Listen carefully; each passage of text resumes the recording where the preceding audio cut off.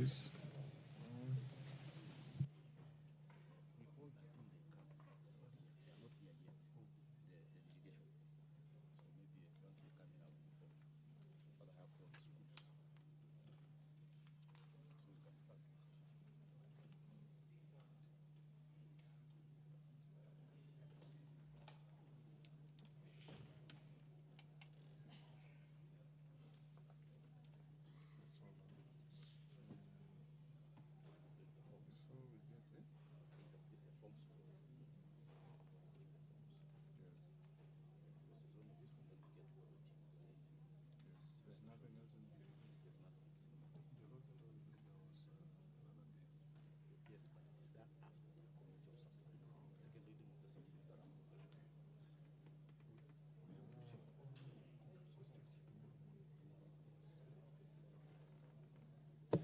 Honorable members, we have quorum to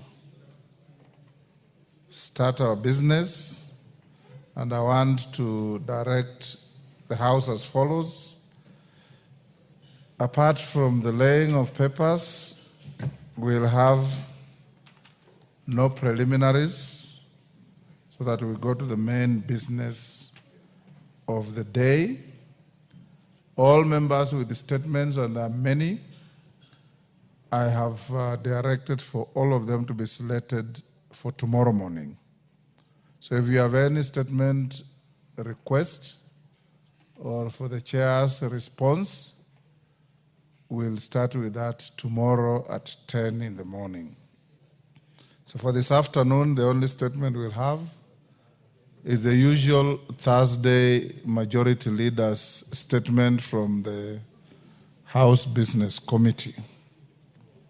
So, Clerk, can we start? Order number 1, administration of oath. Order number 2, communication from the chair. Go on. Order number 3, messages. Order number 4, petitions. Order number 5, papers. Majority Leader. Honorable Speaker, I beg to lay the following papers on the table of the House today, Thursday, March 13th, 2025, afternoon sitting. A, the following legal notices and the explanatory memoranda from the Ministry of Water and Irrigation. 2, legal notice number 57, legal notice number 54, number 1, legal notice number 54 of 2025 relating to the Water Services Regulation 2025. 2, legal notice number 57 of 2025 relating to the Water Harvesting and Storage Regulations 2025. And 3, legal notice of number 58 of 2025 relating to the Water Resources Regulations 2025. B, reports of the Auditor General and financial statement of the National Government's Constituencies Development NG CDF for the year ended 30th June 2024, and the certificates therein in respect of the following constituencies. Number 1, Einamoi. 2, Bahati. 3, Bamashoge Borabu. 4, Buri. 5, Changamwe. 6, Dagoretti North. 7, Embakasi South. 8, Embakasi West. 9, Egwen. 10, Omuhaya. 11, Homa Bay Town. 12, Igembe South. 13, Igembe North. 14, Isiolo North. 15, Kamukunji. 16, Kangema. 17, Kapsaret. 18, Kadiani. 19, Kaio North. 20, Kiamba. 21, Kibra. 22, Kieni. 23, Kigumo. 24, Kiharu. 25, Kilome. 26, Kipipiri. 27, Kipkelion East. 28, Kirinyaga Central. 29, Kitui East. 30, Kitui Rural. 31, Kitutu Masaba. 32, Kuresoi North. 33, Lesamis. 34, Langata. 35, Lukuyani. 36, Lunga Lunga. 37, Mara. 38 Maragua, 39 Madare, 40 Matuga, 41 Mbere North, 42 Moiben, 43 Mount Elgon, 44 Murkueni, 45 Mwea, 46 Narok West, 47 India, 48 Njoro, 49 North Hor, 50 Oljoro Erok, 51 Olka Lau, 52 Odhaya, 53 Ruaraka, 54 Runyenjes, 55 Saku, 56 Samburu North, 57 Seme, 58 Soy, 59 Starehe, 60 Taveta, 61 Tetu, 62 Taraka, 63 Chiati, 64 Tongeren, 65 Voi, and 66 Wajir East. Thank you, Honorable Speaker, and I lay.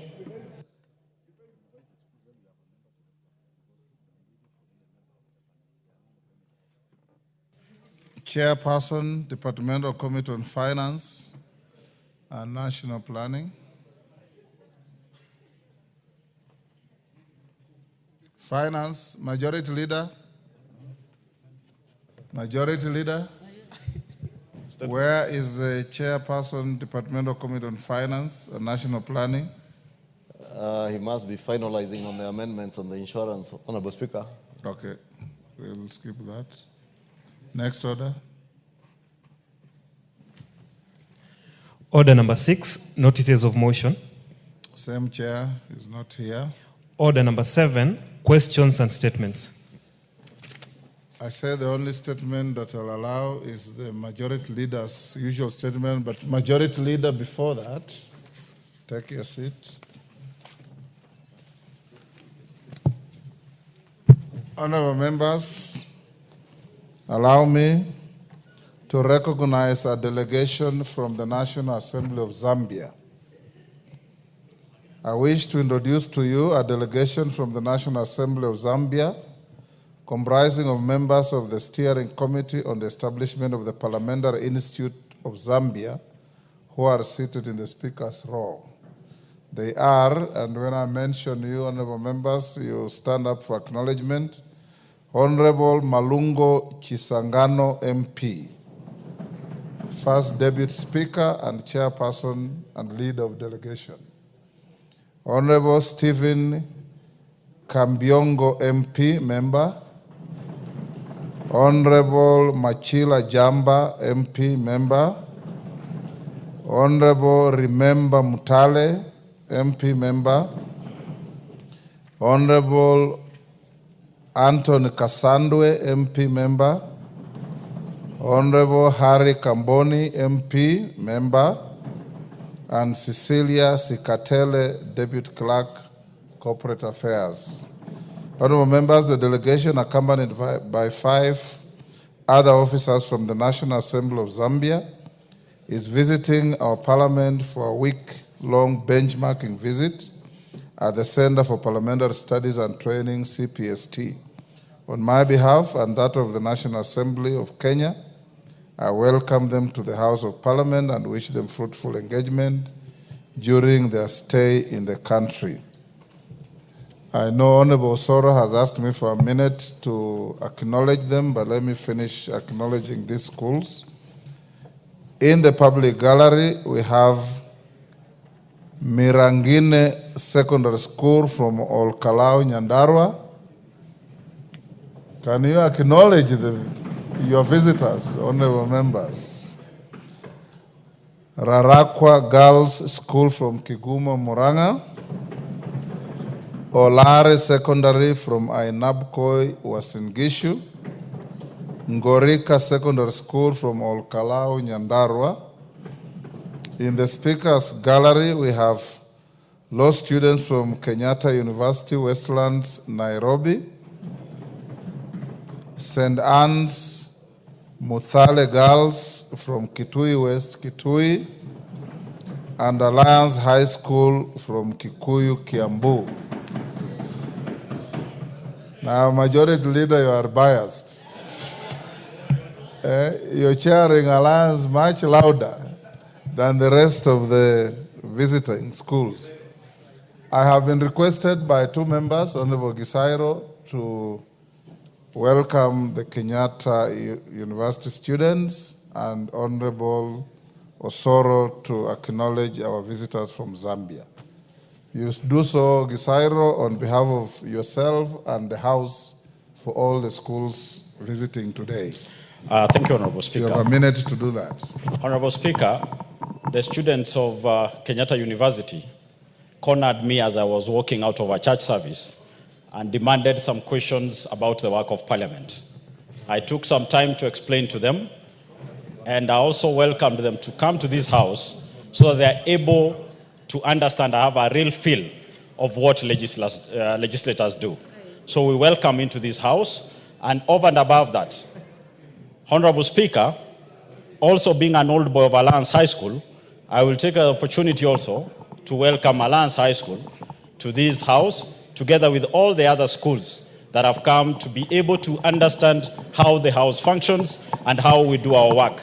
Lastly, Honorable Speaker, I happen to have worked and lived in Zambia, in Dola, working at Indeni Refinery. So therefore, I will take again this opportunity to also welcome the delegation from Zambia as a place I've worked and lived in into this house. Thank you, Honorable Speaker. Thank you, Osoro. Thank you very much, Honorable Speaker. Honorable Speaker, I indeed asked for a minute to appreciate the delegation from Zambia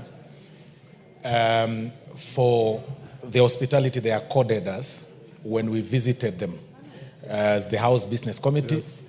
Actually, with you, Honorable Speaker. Yes. I think sometimes, if not last year, it should be the last year but one. Now, I'm reminded by the majority leader that it's last year when we visited Zambia. And of course, it was a learning experience in Zambia, and we hope that even as they traverse around the country, in this country, in Kenya, we hope they will be sharing experiences on the legislative duties and procedures on how we work, in terms of our legislative duties, Honorable Speaker. And we hope to reciprocate the visit again in the near future, because I was making fun of them, of course, when we were having lunch, that we may not meet the hospitality they accorded us when we visited them in terms of the food they gave us, Honorable Speaker. And I told them that please extend the invitation again very, very fast so that we can come and enjoy the meal that we enjoyed and the experiences that we shared in terms of the legislative duties that we all hold. So on behalf of the House Business Committee and this House, we wish to appreciate the honorable members led by the Deputy Speaker of Zambia. Thank you very much, Honorable Speaker. Thank you, Majority Whip. Nyamai. Rachel, 1 minute. Thank you, Honorable Speaker, and thank you for giving me this opportunity. I would like to welcome all students that have come to visit Parliament today, but I would like to specifically welcome students from Modale Girls. Honorable Speaker, I went to Modale Girls many years ago, and I still have the memories of the encouragement that we were given by our teachers and our principal, Mrs. Mbuko. This is a school that made me who I am, and I would like to encourage these girls, together with other girls from other schools, that you can be what you want to be, as long as you focus on your studies and listen to your teachers. This is the August House where laws are made, and this is a place where you can be in the future and be able to shape the leadership of this country. Welcome to the August House. Thank you, Honorable Speaker. Reluctantly, Munyoro, 1 minute. Give Munyoro a minute. Oh, thank you. Thank you, Honorable Speaker. I want to welcome all students into Parliament, and especially GACHAGUA girls from my constituency. It's one of very few schools. We only have 3 girls' schools in Kigumo. And I want to encourage them and let them know that currently we are seated here and they have an opportunity to learn and be able to sit where we sit. And I wish them well, because they've been doing very well in exams, and safe journey home. Thank you. Thank you. Kemei, Justice. Yeah, thank you, Mr. Speaker. I wish to welcome the honorable members from Zambia. And Mr. Speaker, I've been to Zambia over 5 times, and I can tell you it's a great country. I was also in school at the University of Wales with 3 students from Zambia, and they were very hardworking. Welcome to Kenya. Thank you, Mr. Speaker. Jared. Honorable Speaker, I thank you for the opportunity. Honorable Speaker, the country Zambia actually came up with CDF way ahead of us. And when our parliamentarians in the 10th Parliament was writing the laws around CDF, they borrowed heavily on what was already existing as Constituency Development Fund in Zambia. And today, I'm very happy that they have come to benchmark on our CPST. So that tells you how knowledge is being shared across the globe, Honorable Speaker. And I thank you for the opportunity, and we encourage them to continue doing the good work with their CDF. Thank you, Majority Leader. Zambia Gitonga is also seated next to me. So it's called Zambia Gitonga. So he should join his colleagues soon after this. His name has nothing to do with Zambia. And yes, Majority Leader. For the statement or to welcome? For your statement, and you can welcome your pet school, Alliance. Two of my sons went through that school as well. Thank you, Honorable Speaker. It's called The School. So allow me, Honorable Speaker, before I read the usual Thursday statement, on behalf of the House and on my own behalf, to welcome the school that we host in Kikuyu, The School, The Alliance High School. And tell the young men seated in the speaker's gallery, I was in that school about 31 years ago. Is it 31? From 1994. I left that school in 1994. Left as a house captain in Smith House and the senior prefect in charge of discipline. So they know what happens when you get indisciplined at the school.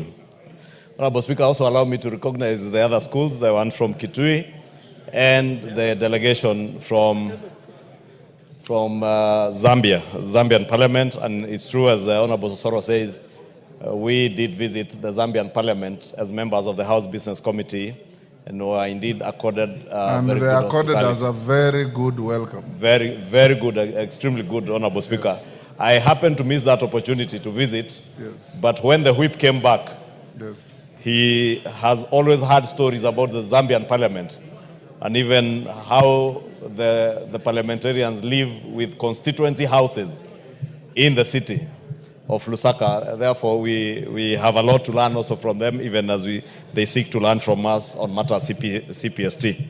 Honorable Speaker, moving on to the Thursday statement. Pursuant to the provisions of Standing Order 44.2a, I rise to give the following statement on behalf of the House Business Committee, which met on Tuesday, 11th March 2025, to prioritize business for consideration during the week. Honorable Speaker, as members are aware, last week the House approved the medium-term debt management strategy. Earlier today, the House also approved the 2025 budget policy statement, which paves the way for the introduction of the Division of Revenue Bill of 2025 for first reading and subsequent stages. The House also passed the second supplementary estimates for the financial year 2024-2025 this morning, and we proceed to conclude consideration of Committee on Supply this afternoon. This will be followed by consideration at all stages of the Supplementary Appropriations Bill 2025. And I urge members to stick around because this is the most critical stage of the budget making process. Honorable Speaker, I also wish to commend the Liaison Committee and all members for the dedication and cooperation demonstrated in consideration of the medium-term debt strategy and the budget policy statement and the second supplementary estimates for the financial year 24-25 and the attendant legislation. Indeed, we have certainly set a good pace and met the statutory timelines with regard to the said budget documents. With such an accomplishment, Honorable Speaker, we can now proceed to our upcoming short break, commencing after tomorrow's morning sitting without any baggage of pending priority business. Honorable Speaker, members will recall that on Tuesday, 11 March 2025, this House resolved to alter its calendar for the fourth session, regular sessions, by varying the commencement of the short recess from Friday, 14 March to Monday, 17 March 2025. In line with that resolution, the House will resume its regular sittings on Tuesday, 1st April 2025 at 2:30 p.m. to continue the first part of the session. Honorable Speaker, as we proceed on recess, the House still awaits reports on various business before committees.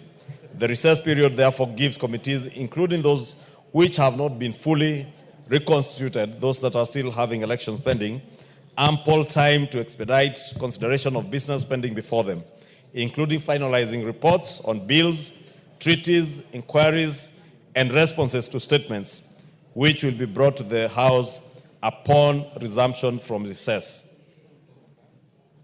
Honorable Speaker, it's good to emphasize, especially now that all department committees have their chairs in place. There are very many committees that still have reports pending and which are holding the processing of certain bills to progress to second reading. And I really want to urge all of us, because this is a short working recess, we take that break to allow committees to be able to work on such reports, inquiries, and please take time to make sure that you finalize with, especially those that are holding bills, with all those reports. Honorable Speaker, upon resumption, the House will continue with the second reading of the Learners with Disabilities Bill, Senate Bill number 4 of 2023, and the Treaty Making and Ratification Amendment Bill number 2 of 2024, should they not be concluded tomorrow, Friday, 14 March 2025. Additionally, Honorable Speaker, debate will also be undertaken on the following motions, should they not be concluded on tomorrow morning. One is report of the Departmental Committee on Transport and Infrastructure regarding public petition on legal recognition and protection of e-hailing motorcycle riders and delivery personnel. And 2, motion on the state of security in 6 counties of North Rift, being Baringo, Elgeyo Marakwet, Turkana, West Pokot, Samburu, and Laikipia. Finally, Honorable Speaker, the House Business Committee will reconvene again on Tuesday, 1st April 2025 to schedule business for the rest of that week. On behalf of the House Business Committee, I wish members a restful recess, working recess, as they spend time with their families, discharge their duties in their constituencies, and those who will be around in town, their duties in the committees, as I said, which have pending reports that we expect to have been finalized by the time we re-engage again on the 1st of April, God willing. I now wish to lay this statement on the table of the House. Thank you, Honorable Speaker. Thank you, Majority Leader. Next. Order Dawood. Order number 8, motion. Report of the Committee of the Whole House on the National Land Commission Amendment Bill, National Assembly Bill number 43 of 2023. Question to be put and third reading. Members on their feet, take your seats. Take the nearest seat, Pauline. Member for Aldai, take the nearest seat. Honorable members, I'll now put the question at order number 8, which is that this House do agree with the report of the Committee of the Whole House on its consideration of the National Land Commission Amendment Bill, National Assembly Bill number 43 of 2023. As members of that opinion say aye. Aye. Will those of the contrary opinion say nay? The ayes have it. Mover? Owen Bayer. Honorable Speaker, I beg to move that the National Land Commission Amendment Bill, National Assembly Bill number 43 of 2023, be now read a third time. I also request the Honorable Osoro to second. Thank you very much, Honorable Speaker. Honorable Speaker, I beg to second. Thank you. Honorable Member for Ruiru, take your seat.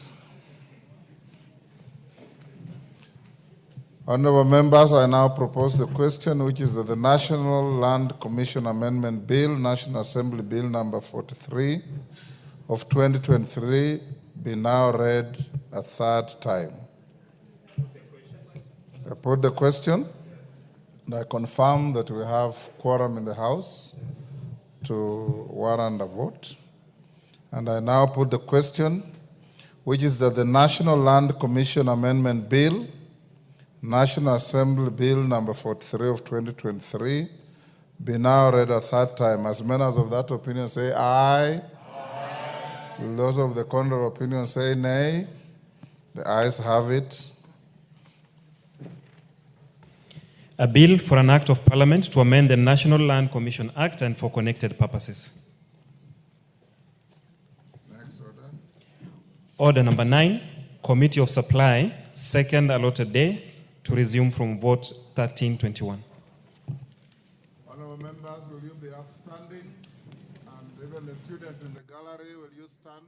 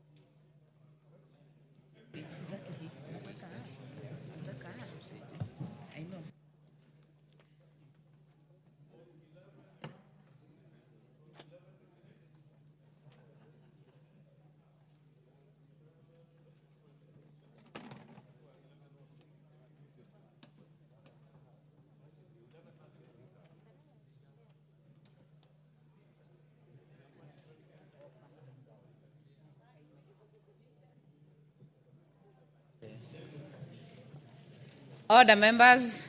We are back to the Committee of Supply on the second supplementary estimates for the financial year 2024-2025. We had processed up to vote 1311. Vote 1321, Witness Protection Agency.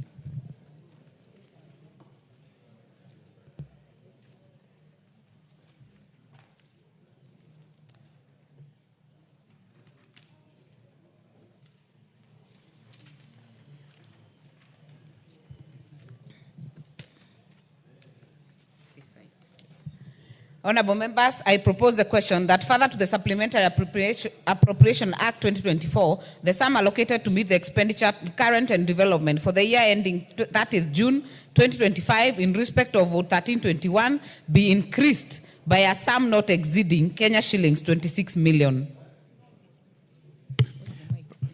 Program being revised under vote 1321, Witness Protection.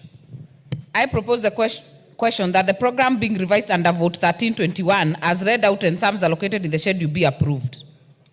I put the question that the program being revised under vote 1321 as read out and sums allocated in the schedule be approved. As many as are of that opinion say aye. As many as are of a contrary opinion say nay.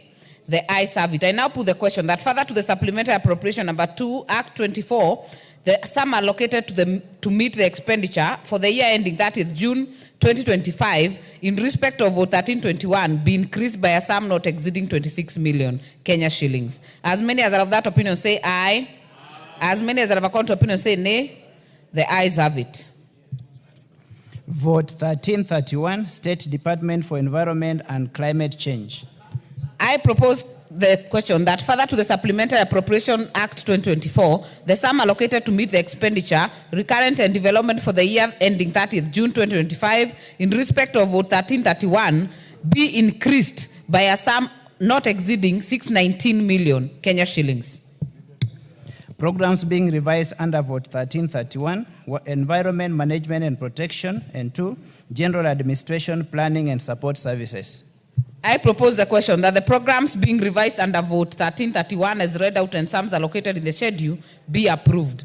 I put the question that the programs being revised under vote 1331 as read out and sums allocated in the schedule be approved. As many as are of that opinion say aye.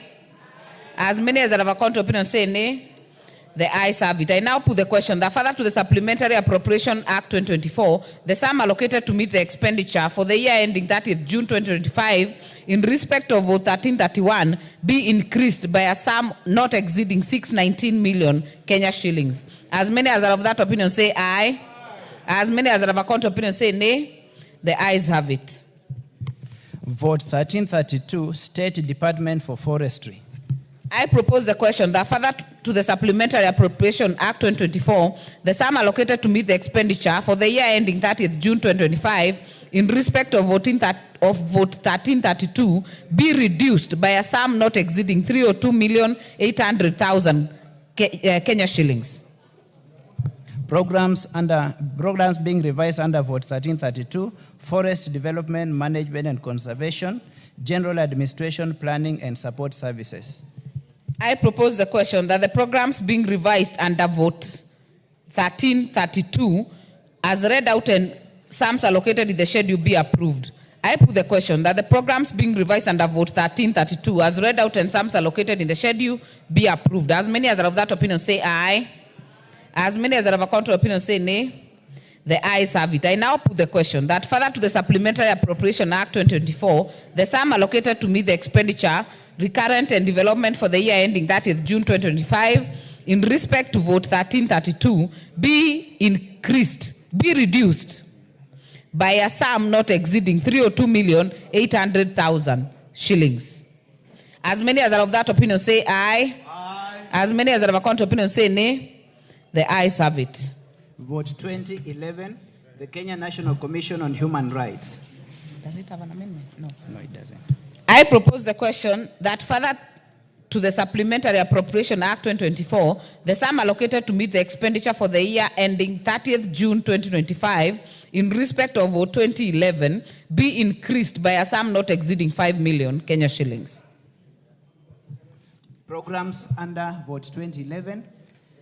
Program being revised under vote 2011, protection and promotion of human rights. I propose the question that the programs being revised under vote 2011 as read out and sums allocated in the schedule be approved. I put the question that the programs being revised under vote 2011 as read out and sums allocated in the schedule be approved. As many as are of that opinion say aye. As many as are of a contrary opinion say nay. The ayes have it. I now put the question that further to the Supplementary Appropriation Act 2024, the sum allocated to meet the expenditure for the year ending 30th June 2025 in respect of vote 2011 be increased by a sum not exceeding Kenya shillings 5 million. As many as are of that opinion say aye. As many as are of a contrary opinion say nay. The ayes have it. Vote 2021, National Land Commission. I propose the question that further to the Supplementary Appropriation Act 2024, the sum allocated to meet the expenditure for the year ending 30th June 2025 in respect of vote 2021 be increased by a sum not exceeding Kenya shillings 176 million. Program being revised under vote 2021, land administration and management.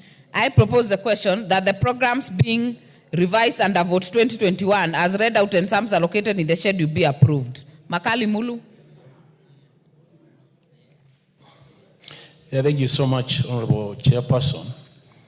Chairperson, I want to support this increase, but as I do that, Honorable Chairperson, I think I will go on record that we are very concerned as representatives of the people because a lot of Kenyans have given their land for development of public projects, and they have never been compensated for the land. I want to give an example of the Kitui Kibwezi Mwingi Road, where for the last 6 years, our people did give out their land. Up to now, none of them has been compensated in a single cent. I put the question that the programs being revised under vote 2021 as read out and sums allocated in the schedule be approved. As many as are of that opinion say aye. As many as are of a contrary opinion say nay. The ayes have it. I now put the question that further to the Supplementary Appropriation Act 2024, the sum allocated to meet the expenditure for the year ending 30th June 2025 in respect of vote 2021 be increased by a sum not exceeding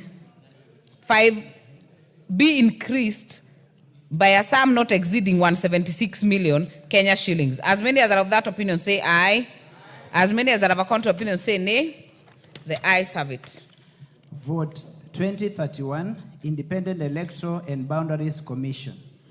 I propose that further to the Supplementary Appropriation Act 2024, the sum allocated to meet the expenditure for the year ending 30th June 2025 in respect of vote 2111 be increased by a sum not exceeding 150 million Kenya shillings. The vote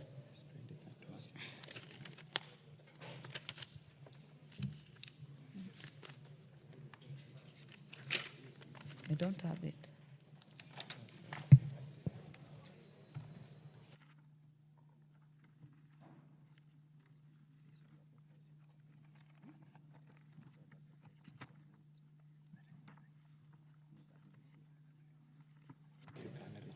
Yeah, sorry members, my order paper was incomplete. The vote we are dealing with is 2031. I propose that further to the Supplementary Appropriation Act 2024, the sum allocated to meet the expenditure for the year ending 30th June 2025 in respect of vote 2031 be reduced by a sum not exceeding 120 million Kenya shillings. Program being revised under vote 2031, management of electoral process. I propose the question that the program being revised under vote 2031 as read out and sums allocated in the schedule be approved. Mover, there is a proposed amendment. Thank you, Chairperson. I wish to move an amendment on vote 2031, the Independent Electoral and Boundaries Commission, that the schedule be amended in vote 2031 by deleting the figure Kenya shillings 3 billion 661. It's 3 billion 661 million 686,102, appearing in column 9, gross recurrent estimates. Under the program 061700, which is management of electoral processes, and substituting the figure with a figure that is Kenya shillings 3 billion 811 million 686,102. And this is to cater for an increase of Kenya shillings 150 million, so that IEBC has several pending bills, but this increase will help them also cover other pending bills, especially for small suppliers. Thank you, Honorable Speaker. Chairperson. Thank you very much. I therefore propose the question that the programs under vote 2031 be amended as proposed. Honorable Undo. Chair, it's good to hear the Chair of Liaison Committee indicate additional amounts to paying pending bills. But Honorable Chair, there is some humongous amount of pending bills in terms of legal fees at EIBC. And of course, what amuses everybody, that the bills have been pending for many years, but each subsequent election cycle, these advocates still take up more instructions and briefs. Is there something that we don't know that they know? Thank you, Honorable Chair. Very well. Just to notify members that the net effect of this proposed amendment is that it will now be an increase by 30 million. That will be the net effect. Honorable Makali Mulu. Yeah, thank you, Honorable Chairperson. That's the clarification I needed, because she was saying 150 million, but there was a reduction of 120. So we're only allowing 30 million more. And that will go towards payment of pending bills. It will be positive. Yeah, but even as we talk about these pending bills, Honorable Chairperson, I think it's important, just like all the other bills, it's important some of these bills are audited so that we get to know whether they are genuine bills or they are the normal Kenyan bills where people bill the government having provided no services or goods. Thank you, Honorable Chair. Thank you. Member for Sigowet Soin, are you on this? Thank you, Madam Chair.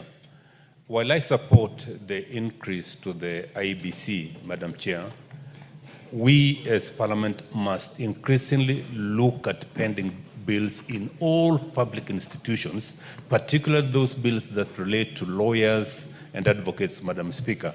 While they're providing a critical service, I think we need to look at them critically so that at the end of the day, we give value to the money from our people. Thank you, Madam Speaker. Thank you. I therefore put the question that the programs under vote 2031 be amended as proposed. As many as are of that opinion say aye. As many as are of a contrary opinion say nay. The ayes have it. I put the question that the program being revised under vote 2031 as amended and sums allocated be approved. I now put the question that further to the Supplementary Appropriation Act 2024, the sum allocated to meet the expenditure for the year ending 30th June 2025 in respect to vote 2031 be increased by a sum not exceeding 30 million Kenya shillings. As many as are of that opinion say aye. As many as are of a contrary opinion say nay. The ayes have it.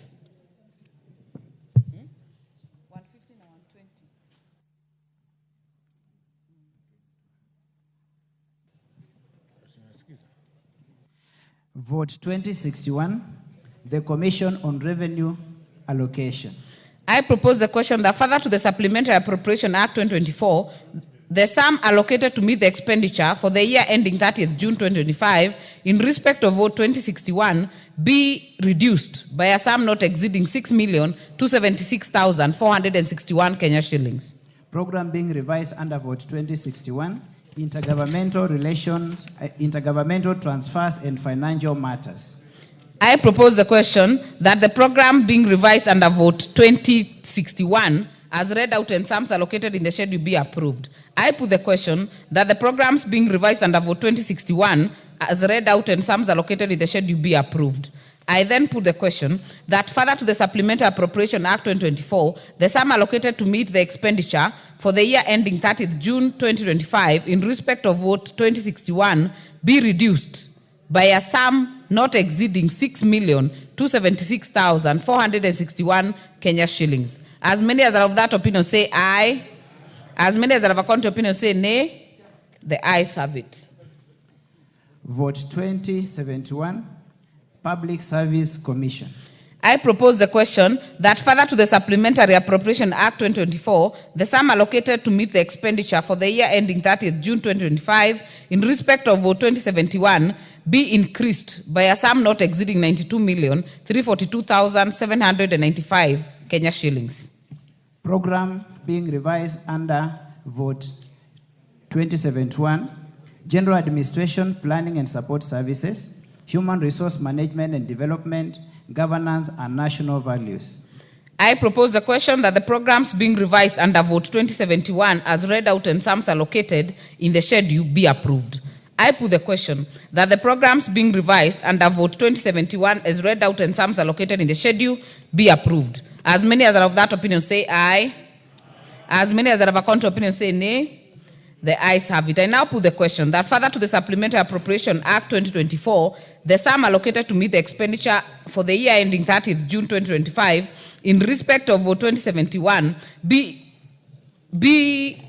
increased by a sum not exceeding 92,342,795 Kenya shillings. As many as are of that opinion say aye. As many as are of a contrary opinion say nay. The ayes have it.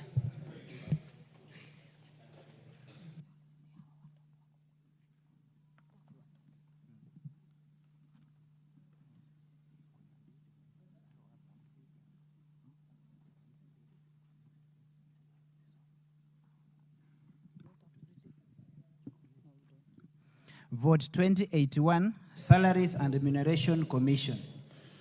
I propose the question that further to the Supplementary Appropriation Act 2024, the sum allocated to meet the expenditure for the year ending 30th June 2025 in respect of vote 2081 SRC be increased by a sum not exceeding 101,174,396 Kenya shillings. Program being revised under vote 2081, Salaries and Remuneration Management. I propose the question that the program being revised under vote 2081 as read out and sums allocated in the schedule be approved.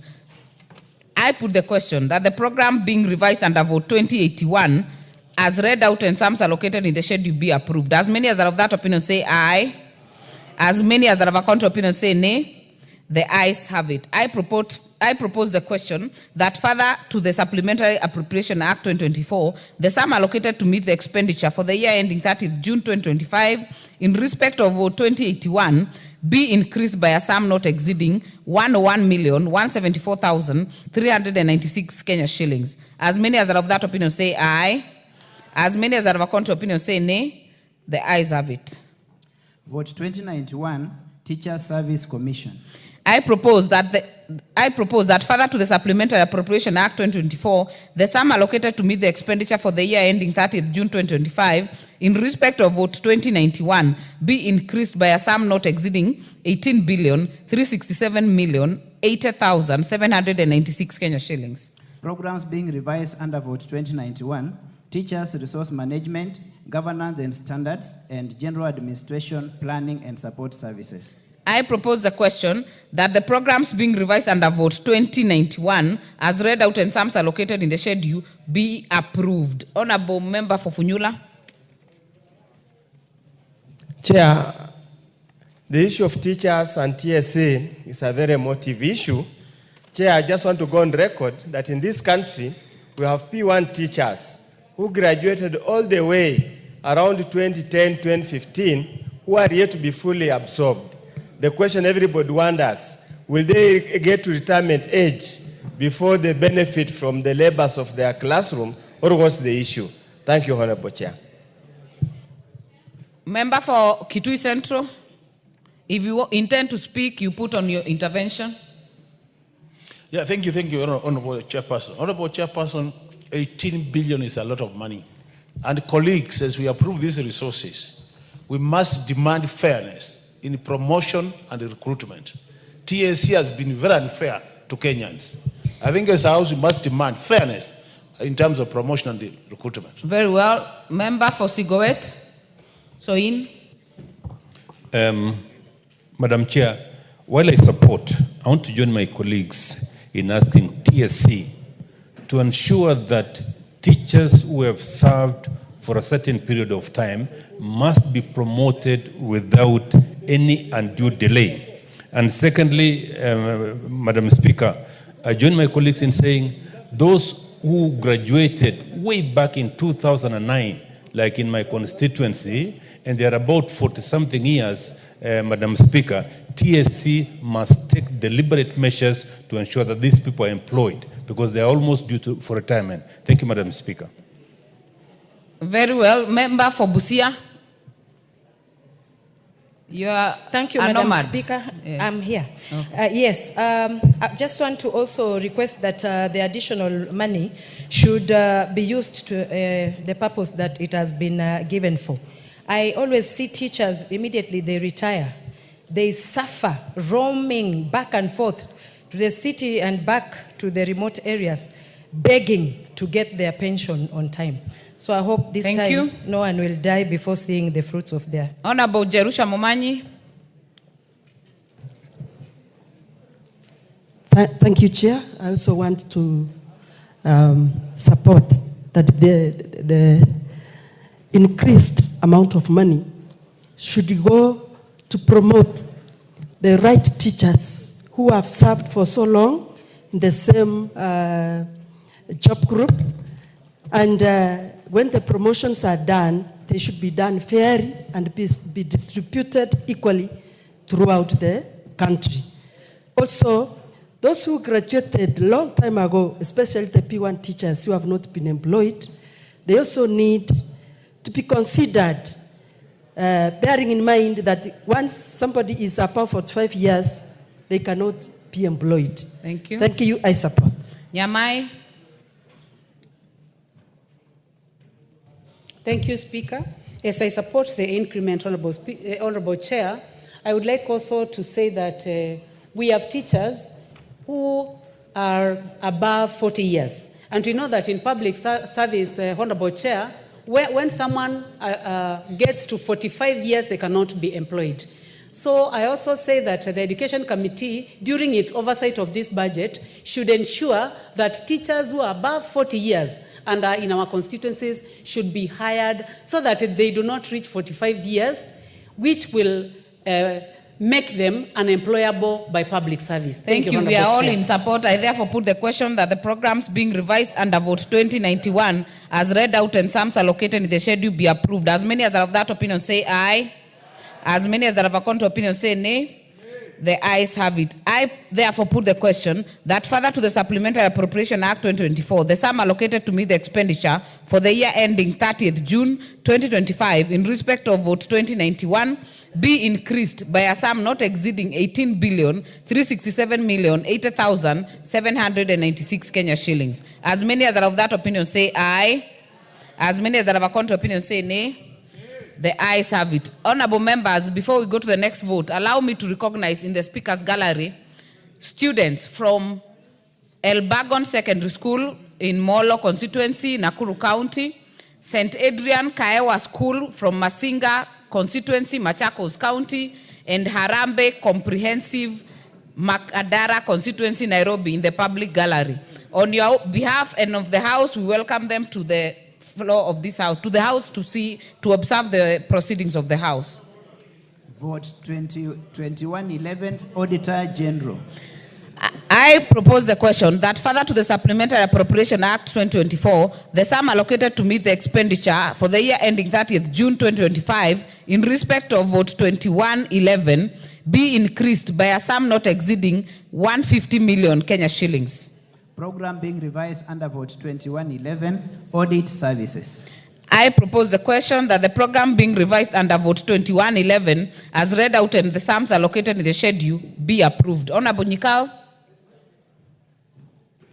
Chair, as I rise to support this, we should take notice, and the Auditor General should take notice, that this House has just passed a bill which is probably going to be consented to soon to actually expand their services in the area of human resource. And this is an area of big concern to us in the country. And with this increase, they should try to operationalize this act as soon as it is consented to. Thank you. Member for Kwanza. Madam Speaker, I just want to draw your attention. I raised a board of order. I was not able to, you didn't notice me. But I think on the year 2091 of the Teacher Service Commission, I want to suggest that the Teacher Service Commission... Order, Honorable Wanyonyi. We are already done with that. We are on Auditor General. I just wanted you Auditor General, please. Vote 2111. Honorable Baya, are you on 2111? Okay, honorable members, I therefore put the question that the program being revised under vote 2111 as read out and sums allocated in the schedule be approved. As many as are of that opinion say aye. As many as are of a contrary opinion say nay. The ayes have it. I now put the question that further to the Supplementary Appropriation Act 2024, the sum allocated to meet the expenditure for the year ending 30th June 2025 in respect of vote 2111 be increased by a sum not exceeding 150 million Kenya shillings. As many as are of that opinion say aye. As many as are of a contrary opinion say nay. The ayes have it. Vote 2131, Commission on Administrative Justice. I propose that further to the Supplementary Appropriation Act 2024, the sum allocated to meet the expenditure for the year ending 30th June 2025 in respect of vote 2131 be increased by a sum not exceeding 3,300,000 Kenya shillings. Program being revised under vote 2131, Promotion of Administrative Justice. I propose the question that the program being revised under vote 2131 as read out and sums allocated in the schedule be approved. Baya, are you on this? Not on this. Nyikal, are you on this? Chair, once again, as I support the increase, this is one commission that actually we don't feel. If you ask many Kenyans what this commission does, it may be doing a lot of work, but really we don't feel it as a nation, even as parliament. I think they should actually start being visible. Some form of communication should come out for the public. Thank you. Asante. Member for Endebess, are you on this one? Thank you, Madam Chair. Chair, the Commission on Administration of Justice, I think this is the office of the Ombudsman. And I think the last time it was active is when Otienda Molo was the chair. And this is a very important commission that at times people don't understand what it does. And as my colleague has put it, I think it's important for it to be visible because there's many issues which this commission can be able to do and help, especially. Thank you. I therefore put the question that the program being revised under the vote 2131 as read out and sums allocated in the schedule be approved. As many as are of that opinion say aye. As many as are of a contrary opinion say nay. The ayes have it. I now put the question that further to the Supplementary Appropriation Act 2024, the sum allocated to meet the expenditure for the year ending 30th June 2025 in respect of vote 2131 be increased by a sum of 3,300,000 Kenya shillings. As many as are of that opinion say aye. As many as are of a contrary opinion say nay. The ayes have it. Vote 2141, National Gender and Equality Commission. I propose that further to the Supplementary Appropriation Act 2024, the sum allocated to meet the expenditure for the year ending 30th June 2025 in respect of Vote 2141 be increased by a sum not exceeding 20 million Kenya shillings. Program being revised under Vote 2141, Promotion of Gender Equality and Freedom from Discrimination. I propose the question that the program being revised under Vote 2141 as read out and sums allocated in the schedule be approved. Tindi Mwale.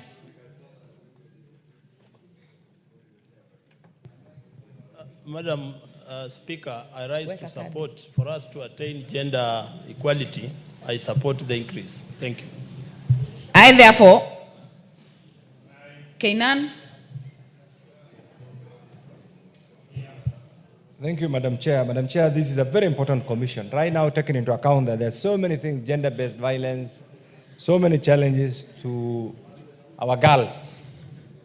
We need to feel the presence of this commission in all counties. So at least what we have been experiencing over the last 1 year comes to an end. So I suggest that even in future, we should fund this commission more than any other commission. I support. Very well said, Pukose. Chair, this is a very important commission that appeared before the Committee of Health on a bill that came from the Senate on reproductive health. And actually, they came with their commissioners and even senior staff to Parliament. And I want to applaud the commission, which is led by the former member of this House, the Honorable Chaldesa. And I think we should be able to support it. Thank you, Honorable. Very well said, Atandi. Chair, I want to join my colleagues in saying that this is a very important commission. We recently approved the chair of this commission, Madam Chair. And Madam Chair, since the chair was appointed, she has not even been able to work because there are no vehicles, there is nothing. So I think this increase is very significant and we need to support it. Thank you. Very well said. I therefore put the question that the programs being revised under Vote 2141 as read out and sums allocated in the schedule be approved. As many as are of that opinion say aye. As many as are of a contrary opinion say nay. The ayes have it. I put the question that further to the Supplementary Appropriation Act 2024, the sum allocated to meet the expenditure for the year ending 30th June 2025 in respect of Vote 2141 be increased by a sum not exceeding 20 million Kenya shillings. As many as are of that opinion say aye. As many as are of a contrary opinion say nay. The ayes have it. Vote 2151, Independent Policing Oversight Authority. I propose that further to the Supplementary Appropriation Act 2024, the sum allocated to meet the expenditure for the year ending 30th June 2025 in respect of Vote 2151 be increased by a sum not exceeding 20 million Kenya shillings. Program being revised under Vote 2151, Policing Oversight Services. I propose the question that the programs being revised under Vote 2151 as read out and sums allocated in the schedule be approved. Oundo. Chair, this is very commendable increase, and I sincerely hope and trust that the Oversight Policing Authority will use this additional funding to probe this dangerous trend of abduction and forced disappearance and crimes committed by the police officers, as well as also undertake various services. Thank you, Chair. Wanyonyi Ferdinand. I even want to say that maybe even the money we have given is not enough. We need this policing oversight because of what is happening. A lot of demonstrations by the youth, what have you. I think maybe the next few months I will come up with a suggestion that we increase this amount so we have enough mobility facilities to be able to cover some of these things, because there's a lot of demonstration out there. Some of them are very useless but destructive to the economy. I support. Asante Bispika. Bispika, naunga mkono kuongezwa kwa fedha hizi katika kitengo hichi cha kuweza kuangalia haswa hali za usalama. Tumeona hali za usalama zimekuwa mbaya, haswa sisi kina mama.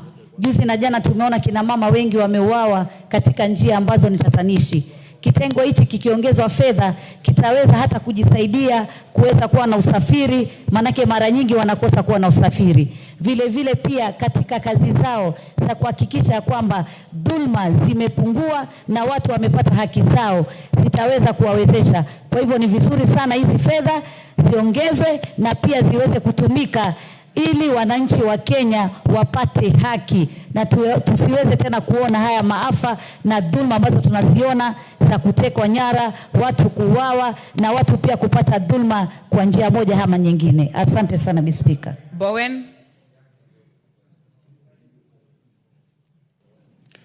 Thank you, Madam Speaker.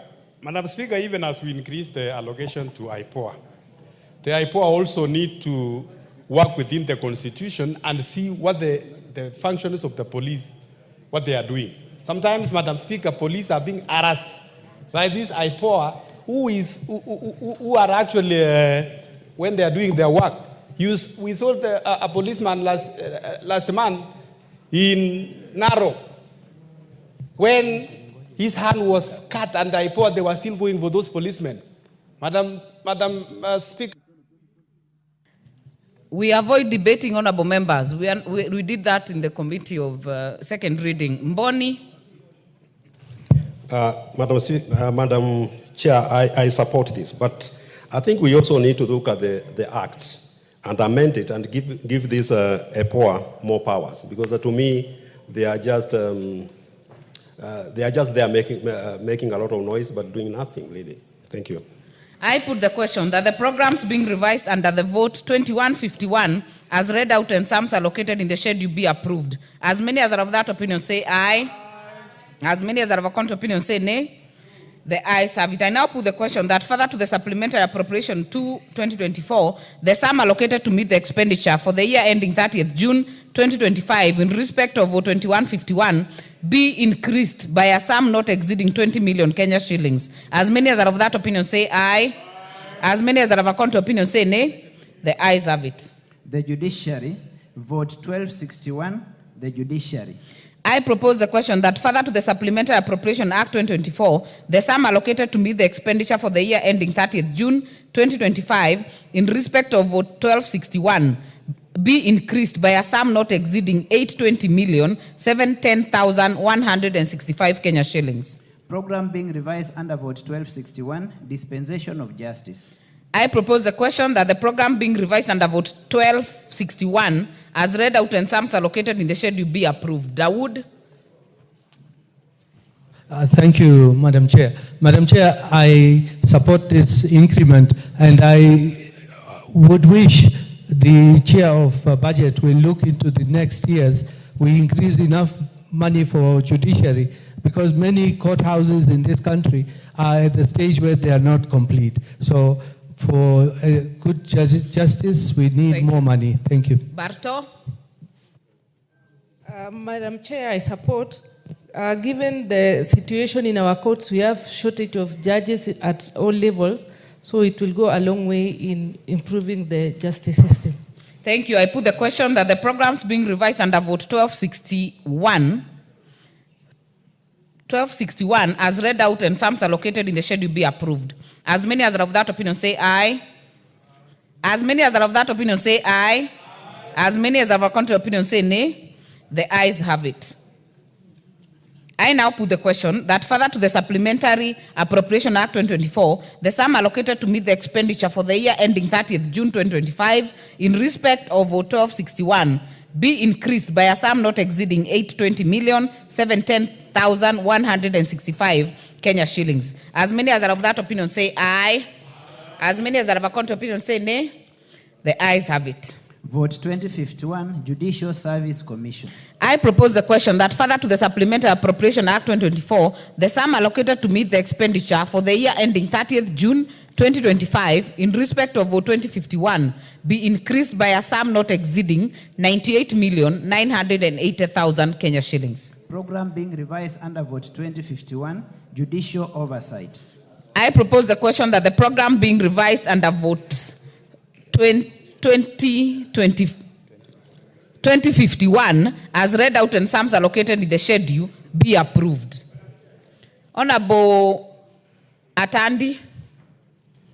Madam Chair, this is one of the most important increases to Judicial Service Commission. Madam Chair, you know, there's a process, ongoing process to clean judiciary, to get rid of some judges that have undermined justice in the country.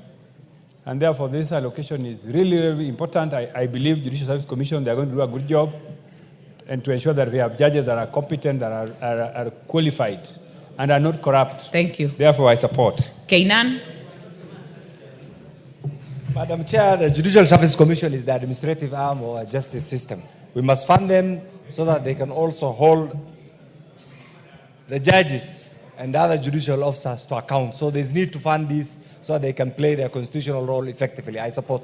I put the question that the programs being revised under vote 2051 as read out and sums allocated in the schedule be approved. As many as are of that opinion say aye. As many as are of a contrary opinion say nay. The ayes have it. I now put the question that further to the Supplementary Appropriation Act 2024, the sum allocated to meet the expenditure for the year ending 30th June 2025 in respect of vote 2051 be increased by a sum not exceeding 98,980,000 Kenya shillings. As many as are of that opinion say aye. As many as are of a contrary opinion say nay. The ayes have it. Parliament, vote 2041, Parliamentary Service Commission. I propose the question that further to the Supplementary Appropriation Act 2024, the sum allocated to meet the expenditure for the year ending 30th June 2025 in respect of vote 2041 be increased by a sum not exceeding 89 million Kenya shillings. Programs being revised under vote 2041, General Administration, Planning and Support Services, and Human Resource Management and Development. I propose the question that the programs being revised under vote 2041 as read out and sums allocated in the schedule be approved. Mishi. Asante Bi Speaker, vote hiyo ya 2041 ni vote muhimu sana kwa sababu inasimamia mambo mengi sana katika bunge zetu. Na tukiangalia wakati tulipokuwa tunapunguza kwa sababu ya uchumi wa Kenya na tulipokuwa tunapunguza fedha katika vitengo tofauti, vote hii iliweza kupunguzwa sana. Hivyo basi mambo mengi ambayo yanahusu bunge letu katika nyanja tofauti ikawa ni matatizo. Kwa hivyo nasema ni muhimu sana iweze kuongezwa ili yale matakwa yetu na shughuli zetu za bunge ambayo inapitia tume hii ya bunge iwe ni muhimu sana na hakutakuwa tena na utata ama hakutakuwa na shida nyingine yoyote. Naunga mkono Bi Speaker. Asante Rahim. Not on this. Tindi? Why is Tindi? Hapa. Hata mimi Madam Speaker, Bi Speaker, nataka kuendeleza kwa kunena ya kwamba kama kanuni za bunge usichanganye lugha. Ukianza kwa Kiswahili umalizie kwa Kiswahili. Naendelea kwa Kiswahili. Endelea. Najua Madam si Kiswahili. Nimesema Bi Speaker. Asante sana Bi Speaker. Pia mimi nataka kuunga mwenzangu mbunge Mishi Mboko vile amenena ya kwamba hii voti ambayo inahusisha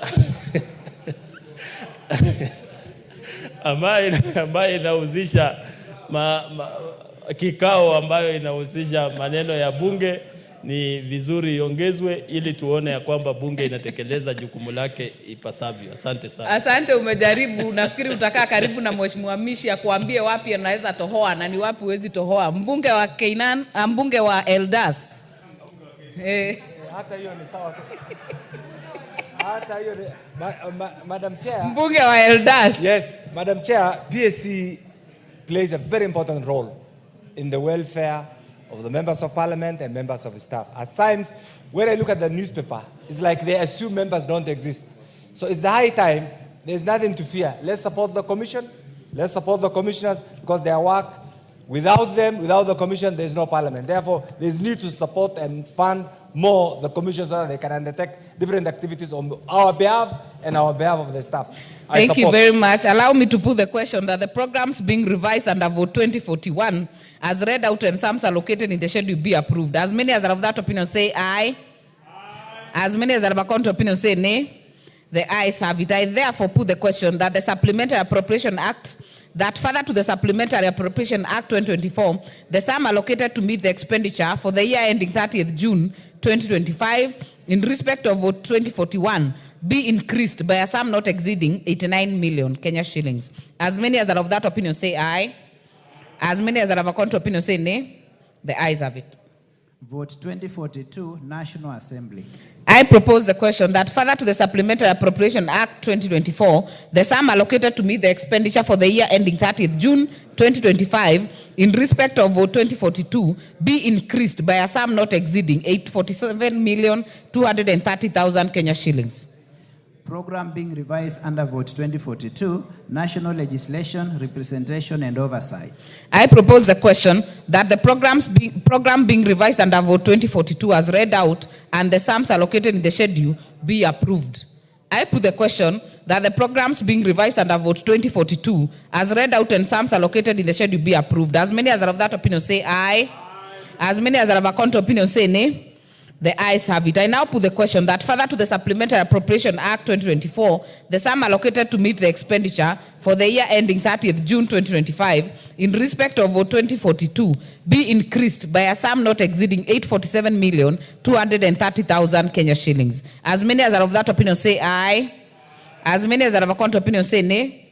The ayes have it. Vote 2043, Parliamentary Joint Services. I propose that further to the Supplementary Appropriation Act 2024, the sum allocated to meet the expenditure for the year ending 30th June 2025 in respect of vote 2043 be increased by a sum not exceeding 416 million Kenya shillings. Program being revised under vote 2043, General Administration, Planning and Support Services. I propose the question that the programs being revised under vote 2043 as read out and sums allocated in the schedule be approved. Nikal. Honorable Madam Chair, as I support this, I do notice that subvote 047600, legislative training, research and knowledge management, has not really got any support. And Madam Speaker, particularly research. This is extremely important in legislation. And maybe just me, but whether many other members realize that actually research has not supported as much. There are a lot of bureaucracy if you want information that probably is not within Parliament. And I think this area of research, the Parliamentary Services Commission should actually look after it more and be funded so that it supports the decisions that we make. Thank you, Chair. Very well, Mishi. Speaker, naunga mkono mgao wa 2043 kwa sababu kitengo hichi ndio kinasimamia wafanyikazi wa mabunge yetu mawili, bunge la seneti na bunge la kitaifa. Na pia mgao huu pia ndio unasimamia kuangalia miradi katika mabunge yetu na katika maeneo yetu ya mabunge. Tunaona hivi sasa kuna mambo mengi, mabadiliko mengi sana ambayo yamefanyika katika mabunge yetu na pia tunaendelea kuona mengi yanafanyika. Mambo ya usalama pia inasimamiwa na kitengo hichi. Usalama wetu katika mabunge yetu hapa inasimamiwa na kitengo hichi cha mgao wa 2043. Kwa hivyo ni kitengo muhimu sana na ni mgao muhimu sana. Kwa hivyo naunga mkono. Honorable Tindi, you have known ni mugao. The vote. The vote, yes. From Honorable Mishi Mboko. You need to pay tuition. To Honorable Mishi. Honorable members, I therefore put the question that the programs being revised under vote 2043 as read out and the sums allocated in the schedule be approved. As many as are of that opinion say aye. As many as are of a contrary opinion say nay. The ayes have it. I put the question that further to the Supplementary Appropriation Act 2024, the sum allocated to meet the expenditure for the year ending 30th June 2025 in respect of vote 2043 be increased by a sum not exceeding Kenya shillings 416 million. As many as are of that opinion say aye. As many as are of a contrary opinion say nay. The ayes have it. Vote 2044, Senate. I propose the question that further to the Supplementary Appropriation Number 2 Act of 2024, the sum allocated to meet the expenditure in respect of vote 2044 be increased by a sum not exceeding 362,630,000 Kenya shillings. Programs being revised under Vote 2044, Senate Legislation and Oversight, Senate Representation, Liaison and Intergovernmental Relations, and General Administration, Planning and Support Services. I propose the question that the programs being revised under Vote 2044 as read out and sums allocated in the schedule be approved. Pukose? Chair, thank you. As much as we approve it, but I think on the issue of the Senate oversight, you know the senators have always even opposed almost everything, NGCDF, road levy fund and all that. So I think as a house, we will need to be very careful moving forward. Thank you, Madam Chair. Oundo? I also want to echo the sentiment of the chair. The chair, not you, the chair. And I just hope and wish, Honorable Chair, and this goes to the country, that this amount we have increasing for Senate legislation and oversight should be directed towards oversighting the mess and the problems and the blatant theft and lack of services in the county government. Should not be used to fight the National Assembly, because the National Assembly by constitution is the superior house compared to them. Thank you, Honorable Chair. Owen? Chair, thank you very much. I would like to say this and echo what the Senate now should realize who is the upper house, one. Secondly, we cannot allocate 362 million shillings to the Senate and you know, you look at how much you are allocating to the National Assembly, 800, almost half, and yet there are only 67. And also, this Senate should understand that we give them money that we can stop. So they need to respect this house. Probably we're giving them this money, Honorable Speaker, so that they can go to court against the National Assembly. I think I want to move an amendment to half this money, Honorable Speaker. Mutuse? Madam Chair, thank you for the opportunity. I stand to urge members to reject this increase. Insofar as I understand, members, by dint of the Constitution, are paid to oversight, they are paid to legislate.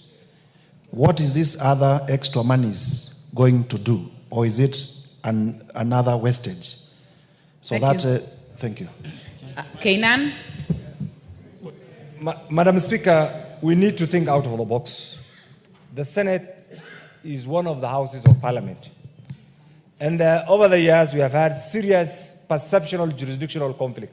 In my mind, and as a person who has been around, there is no harm in funding the Senate as long as that funding goes to oversighting the wastage, the road, and all other evil things that are taking place at the county level. So let's fund them. There's no problem. But we also want to urge them to stop bad-mouthing the National Assembly and accept that the National Assembly is the upper house. Honorable Chieng.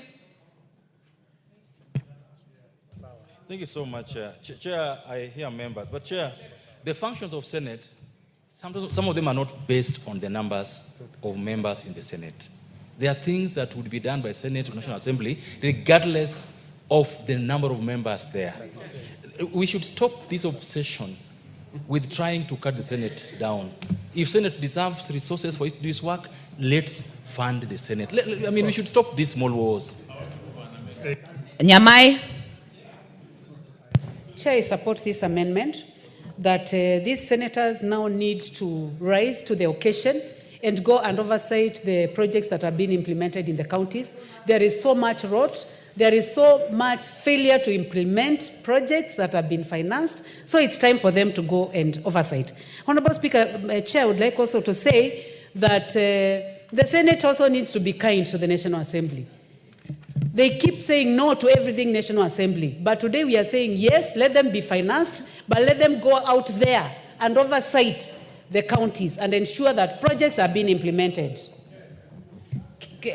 Honorable Adagala? Don't lift your hands. I have your list here. Intervention. Adagala? Thank you, Madam Chair. This figure that is being given to the Senate, I also want to support it, but on condition, Chair, that the senators actually have just left the counties at the mercy of governors. There's no services being offered, like in hospitals. Roads are in a pathetic situation. Everything is. We keep it short, KK. Honorable Chair, I do support this allocation to the Senate. However, I would really urge the senators to focus on their mandate as per the Constitution. Most of these senators, Honorable Chair, they get sensationalized by making headlines and pick on national matters that are the purview of the National Assembly at the expense of time that should be spent to make sure that the allocation sent to counties is spent appropriately. Honorable members, if we open this, you know everyone would have something to say. My screen is already full, so I'll close it at that point. Allow me to put the question that the programs being revised under vote 2044, as read out and sums allocated in the schedule, be approved. As many as are of that opinion say aye. As many as are of a contrary opinion say nay. The ayes have it. I put the question that further to the Supplementary Appropriation Act 2024, the sum allocated to meet the expenditure for the year ending 30th June 2025 in respect of vote 2044 be increased by a sum not exceeding 362,630,000 Kenya shillings. As many as are of that opinion say aye. As many as are of a contrary opinion say nay. The ayes have it. Honorable members, we have come to the end of that of the Committee of Supply on Supplementary Appropriation, Supplementary Estimates 2024-2025. Before I leave, allow me to recognize in the public gallery this afternoon St. Adrian Kiongwani Secondary School, Kilome Constituency, Makueni County, Kimushu Secondary School, Thika Township Constituency, Kiambu County, Geturu Comprehensive School from Naivasha, Nakuru County. In the Speaker's Gallery, St. June Mudhedheni Girls from Mwala Constituency, Machakos County. On your behalf and of the House, we welcome you to observe the proceedings of the House. Mover, kindly move reporting.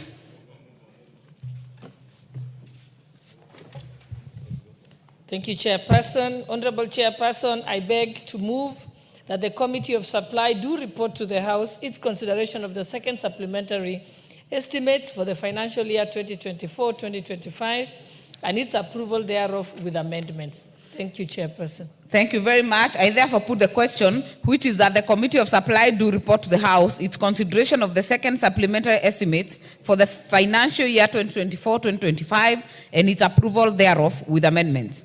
As many as are of that opinion say aye. As many as are of a contrary opinion say nay.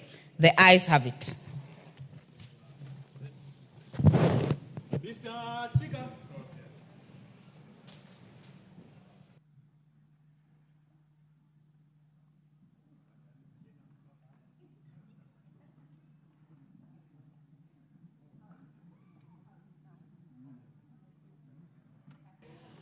Chairperson.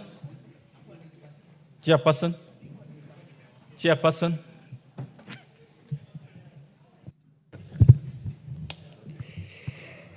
Honorable Speaker, I beg to report that the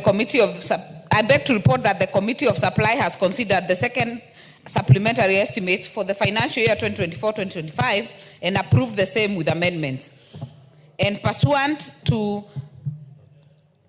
the provisions of Article 223 of the Constitution, Section 39 of the Public Finance Management Act 2012, and Standing Order 243, approved an overall increase in the total budget for the financial year 24-25 by Kenya shillings 113,795,235,344 in meeting the expenditure for the National Executive, Parliament and Judiciary during the year ending 30th June 2025 in respect of the votes as contained in the schedule.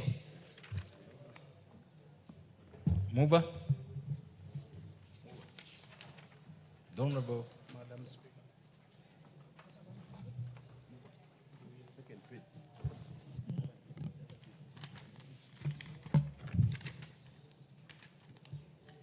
first one, okay.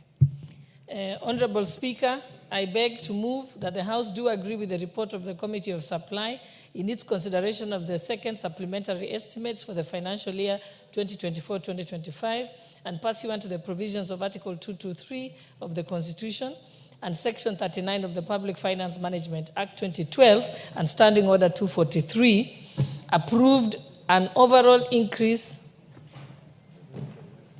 in the total budget of the financial year 2024-2025 by Kenya shillings, I need to get the amount.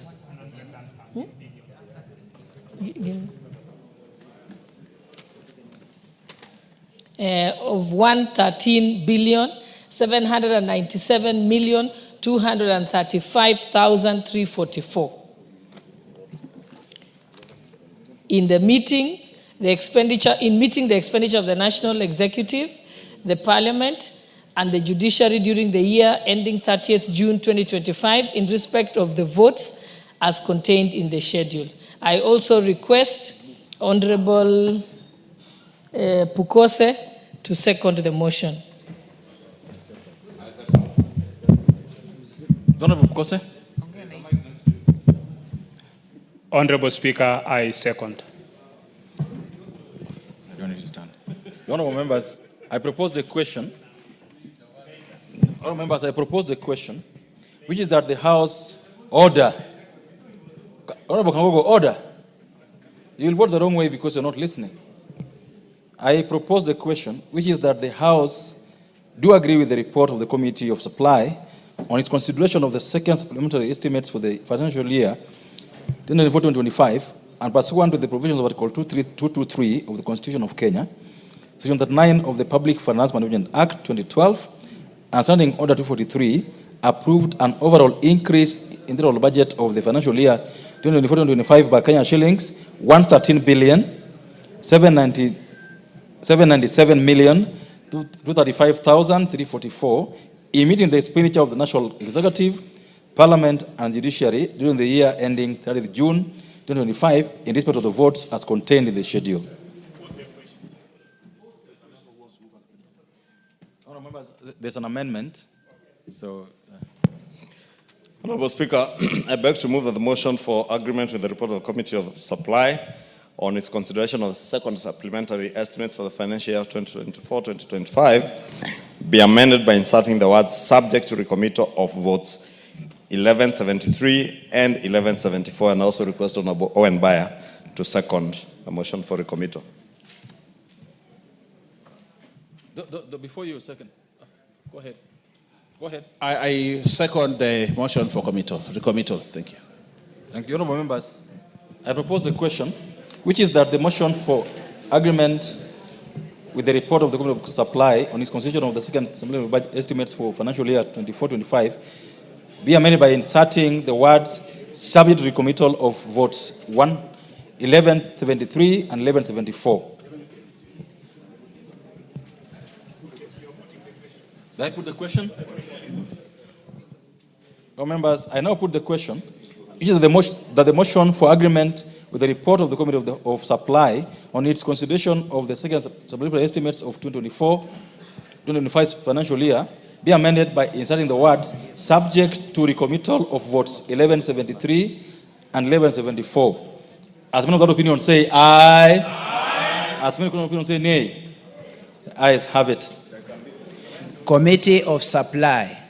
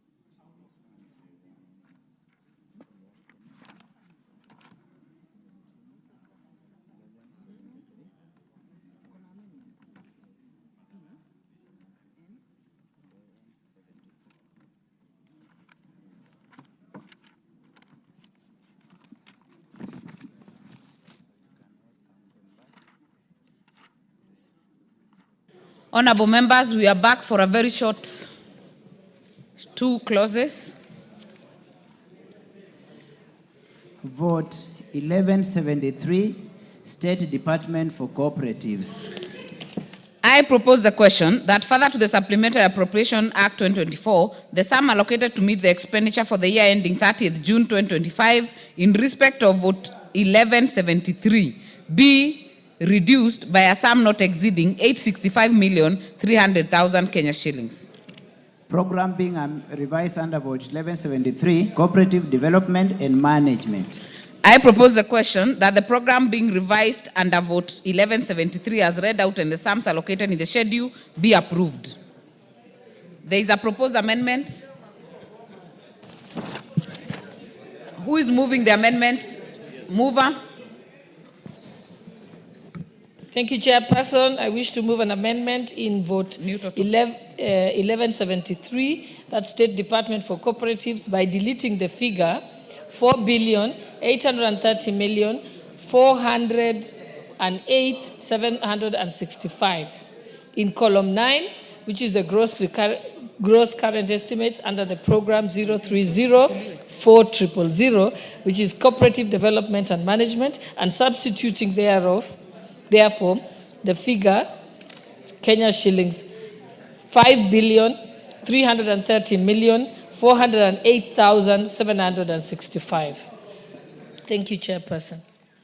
I propose the question that the program under vote 1173 be amended as proposed. Oundo. If you will allow normally our practice that we need a little more information.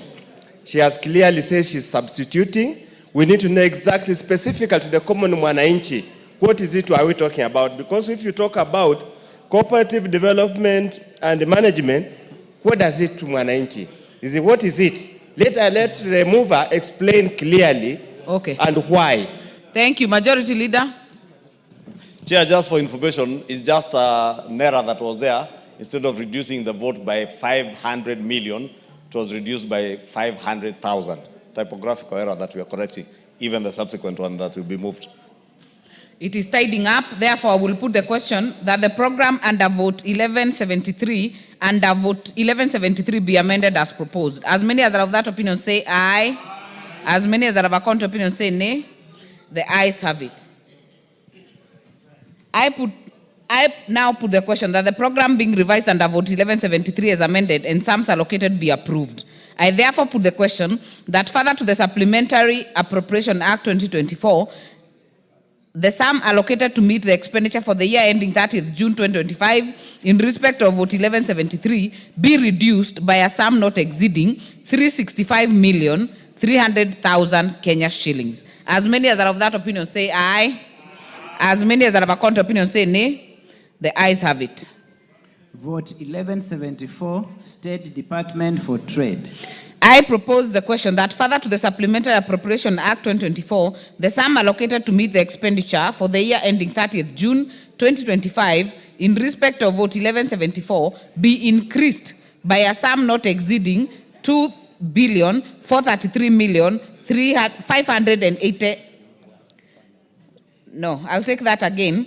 That further to the Supplementary Appropriation Act 2024, the sum allocated to meet the expenditure for the year ending 30th June 2025 in respect of vote 1174 be increased by a sum not exceeding 2,433,580,000 Kenya shillings. Programs being revised under vote 1174, Domestic Trade and Enterprise Development, Fair Trade Practices and Compliance of Standards, International Trade Development and Promotion, General Administration, Planning and Support Services. I propose the question that the programs being revised under vote 1174 as read out and sums allocated in the schedule be approved. Mover to move amendment. Thank you, Chairperson. I wish to move an amendment in vote 1174 under State Department for Trade by deleting the figure Kenya shillings 3,480,037,327 in column 9, which are under gross current estimates. Under the program 0309000, that's Domestic Trade and Enterprise Development, and substituting therefore the figure as follows: 3,280,037,327. Thank you, Chairperson. I therefore propose the question that the program under vote 1174 be amended as proposed. I put the question that the program under vote 1174 be amended as proposed. As many as are of that opinion say aye. As many as are of a contrary opinion say nay. The ayes have it. I put the question that the program being revised under the vote 1174 as amended and sums allocated be approved. I now put the question that further to the Supplementary Appropriation Act 2024, the sum allocated to meet the expenditure for the year ending 30th June 2025 in respect of vote 1174 be increased by a sum not exceeding 2,233,580,000 Kenya shillings. As many as are of that opinion say aye. As many as are of a contrary opinion say nay. The ayes have it. We are done with those two recommittals. Before we leave the committee, allow me to recognize in the public gallery this afternoon Sathia Sai School from Kajiado East Constituency, Kajiado County, Getuge Mixed Secondary School from Madhioya Constituency in Murang'a. Kindly join me in welcoming them to observe the proceedings of the House. Honorable members, I will call the mover to report progress. No, to move. Yes, to move reporting. Deputy Speaker. Thank you, Chairperson. Honorable Chairperson, I beg to move that the Committee of Supply do report to the House its consideration of the second supplementary estimates for the financial year 2024-2025 and its approval thereof with amendments. Thank you, Chairperson. Thank you. I put the question, which is that the Committee of Supply do report to the House its consideration of the second supplementary estimates for the financial year 2024-2025 and its approval thereof with amendments. As many as are of that opinion say aye. As many as are of a contrary opinion say nay. The ayes have it.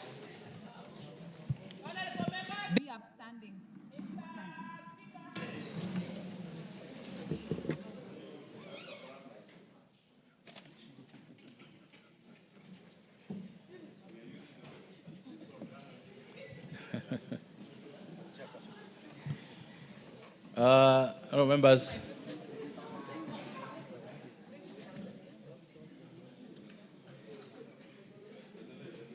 Chairperson of the committee. Honorable Speaker, I beg to report that the Committee of Supply has considered the second supplementary estimates for the financial year 2024-2025 and approved the same with amendments, and pursuant to the provisions of Article 223 of the Constitution, Section 39 of the Public Finance Management Act 2012, and the standing orders for 243, approved an overall increase in the total budget for the financial year 2024-2025 by Kenya shillings 113,795,235,344 Kenya shillings in meeting the expenditure for the National Executive, Parliament and Judiciary during the year ending 30th June 2025 in respect of the votes as contained in the schedule. Mover.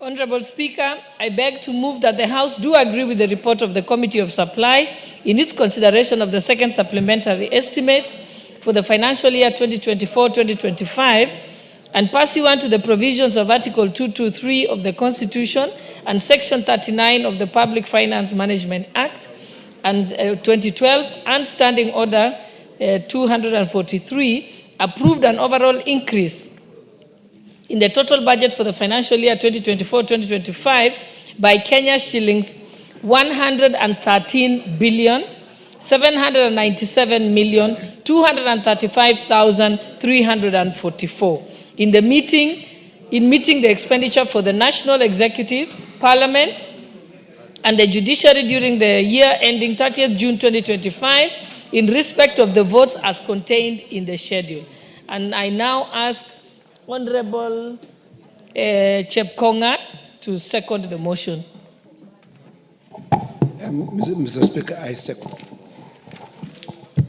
Honourable members, I propose the question, which is that the House do agree with the report of the Committee of Supply on the consideration of the second supplementary estimates for financial year 2024-25, and pursuant to the provisions of Article 223 of the Constitution of Kenya, Section 39 of the Public Finance Management Act 2012, and Standing Order 243, approved an overall increase in the total budget for the financial year 2024-25 by Kenya shillings 113,797,235,344 shillings in meeting the expenditure for the National Executive, Parliament and the Judiciary during the year ending 30th June 2025 in respect of the votes as contained in the schedule.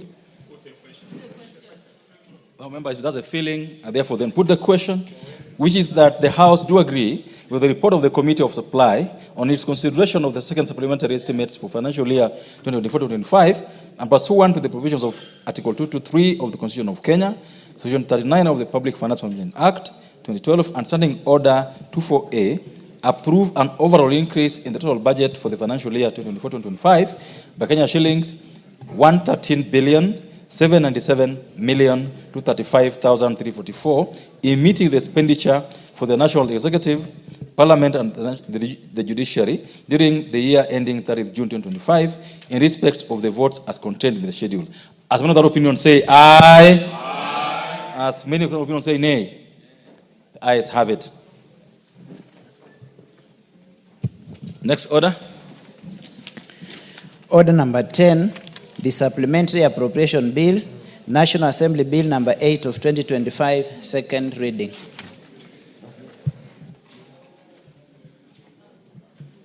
Mover? Does the chairperson last in committee, or is it the majority leader?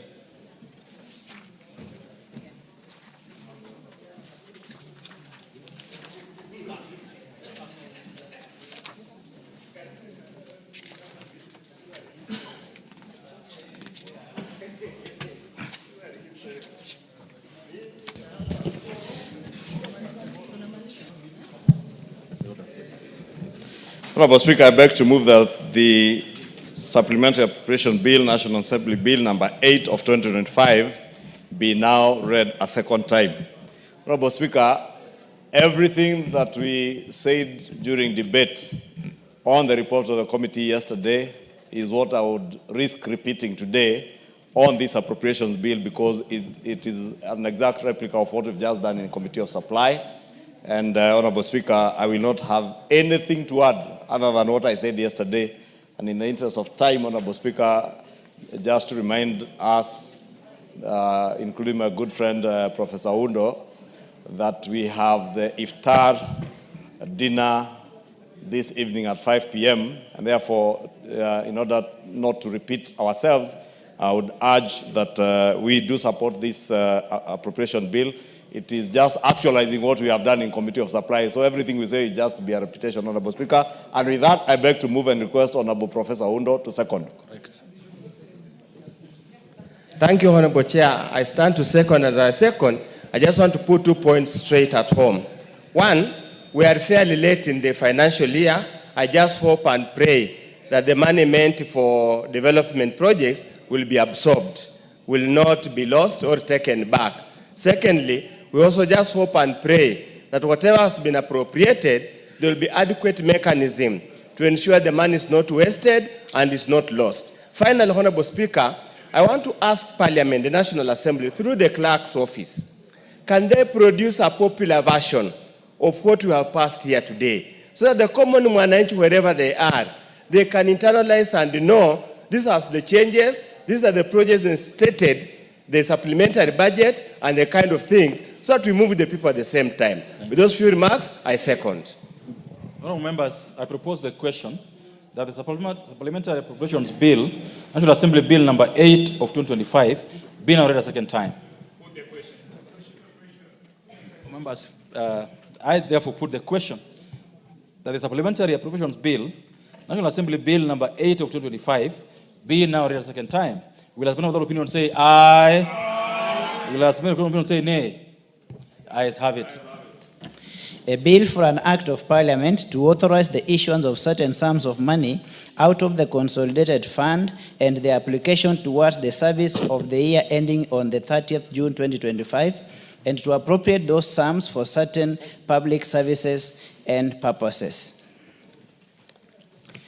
Order number 11, Committee of the Whole House. Members, please be upstanding.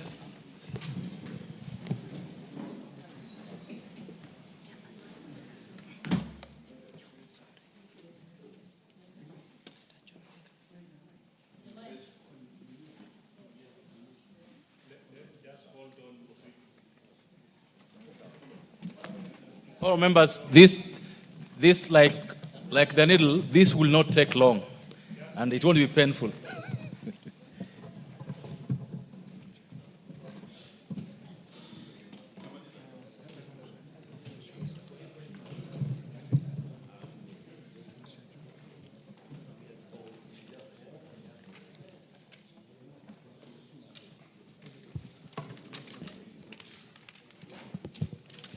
Honorable members, we've got 4 quite short bills for the committee this evening. We'll start with the supplementary appropriations bill, bill number 8 of 2025. And I would request the mover of this bill to be alert.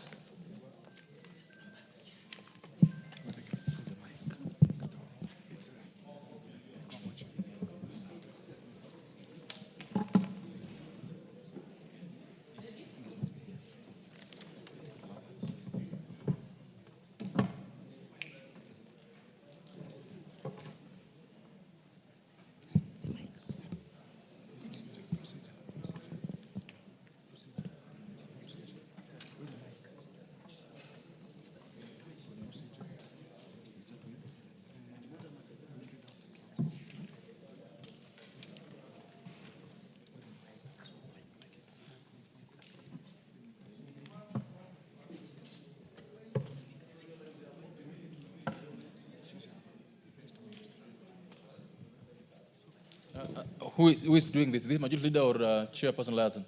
Okay, so we're starting right away.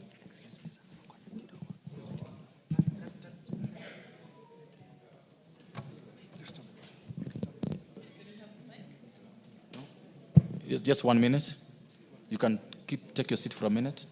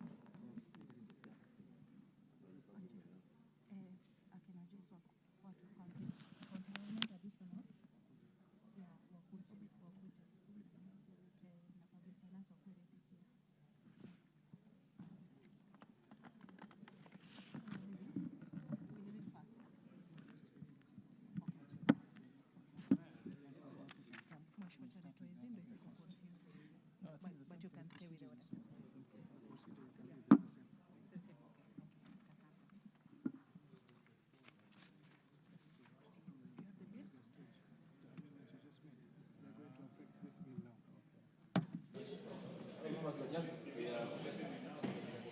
Members, all members don't leave. We're just waiting for the clerks. Clerks concerned on the bill. We shall proceed.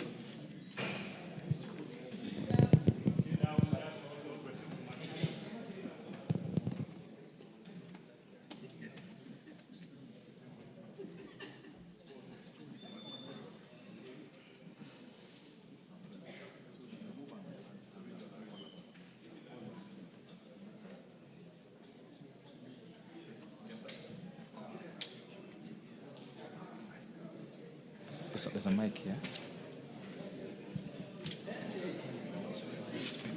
Oh, members, we are on the supplementary appropriations bill, National Assembly Bill number 8 of 2025. Yeah, we proceed. Clause 3. Members, I propose the question that clause 3 of the bill be part of the bill. It's an amendment. Order. I need your attention on this because we're going to have to vote. So therefore, put the question that clause 3 be part of the bill. As one of the opinion say aye. As many of the opinion say nay. The ayes have it. Clause 4. Members, I propose the question that clause 4 be part of the bill. Because there's no amendment, I put the question that clause 4 be part of the bill. Will another opinion say aye? Will another opinion say nay? The ayes have it. Clause 5. Members, I propose the question that clause 5 be part of the bill. There is an amendment by the chair. Clause 5. No, clause 5.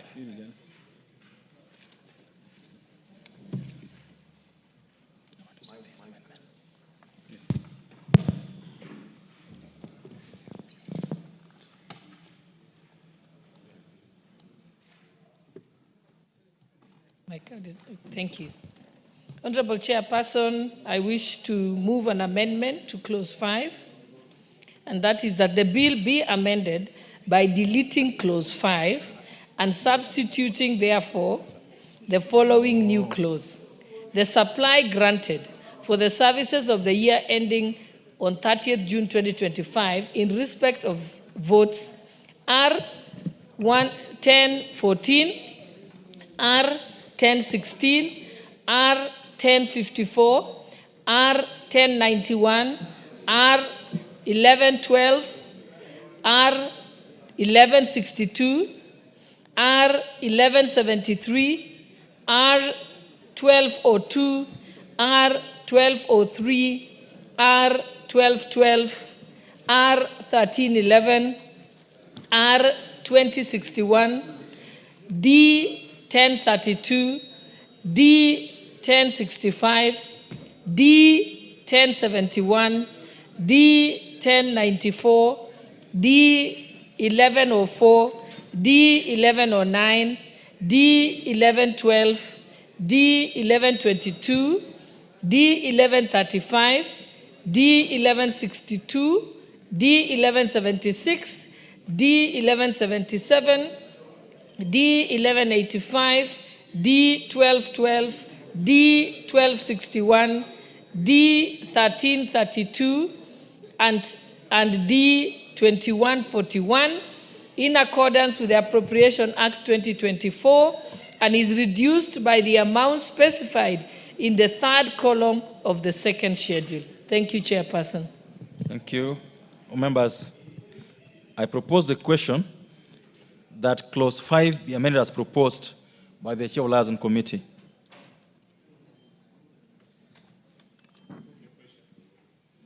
I now put the question that clause 5 be amended as proposed by the Chair of the committee. Will another opinion say aye?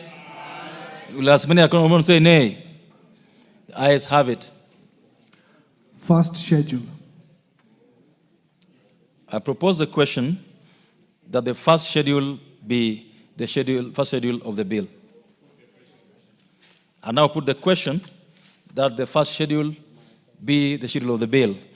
Will as many of the opinion say aye? Will as many of the opinion say nay? The ayes have it.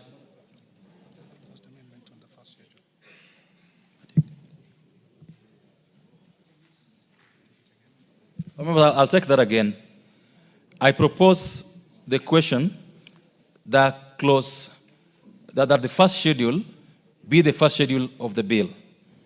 I notice there's amendment to this by the chair. Yes, I have an amendment. Honorable Chairperson, I have an amendment to the effect that the first schedule to the bill be deleted and replaced with a new schedule which has been attached to your order papers. Members, I propose the question that the first schedule of the bill be amended as proposed by the Chair of Liaison Committee. I hope you've noted the first schedule. I now put the question that the first schedule to the bill be amended as proposed by the Chair of Liaison Committee.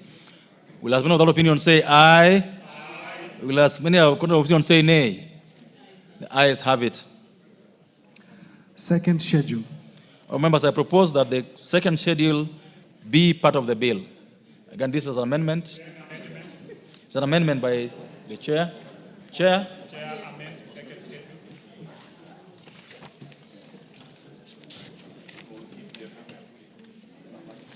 Is that the second schedule or it's... No, I have an amendment to clause 2. I have an amendment to clause 2. You got an amendment to the second schedule. Oh, yes, I do have it. Honorable Chairperson, I have an amendment to the second schedule, which is to the effect that the second schedule to the bill be amended and replaced with the following schedule. And that second schedule, new second schedule, is also attached to our order paper. Members, I hope you note the second schedule as attached in the order paper. I therefore propose the question that the second schedule be amended as proposed by the Chair of Liaison Committee. Members, I put the question that the second schedule be amended as proposed by the Chair of Liaison Committee. Will as many of the opinion say aye? Will as many of the opinion say nay? Ayes have it. Clause 2. Members, I propose the question that clause 2 be part of the bill.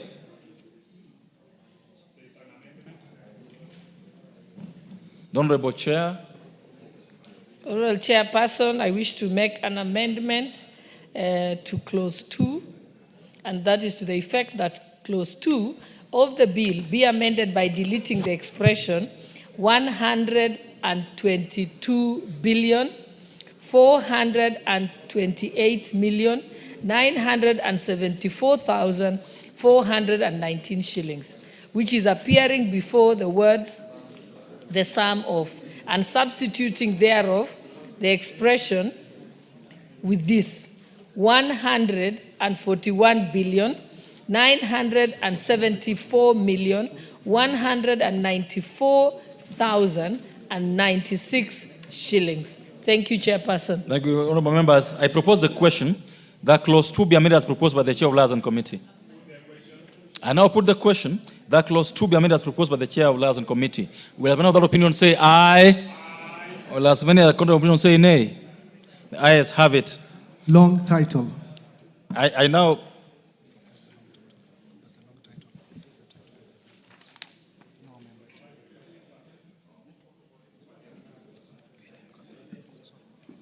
Members, for clause 2, I now put the question that clause 2 as amended be part of the bill.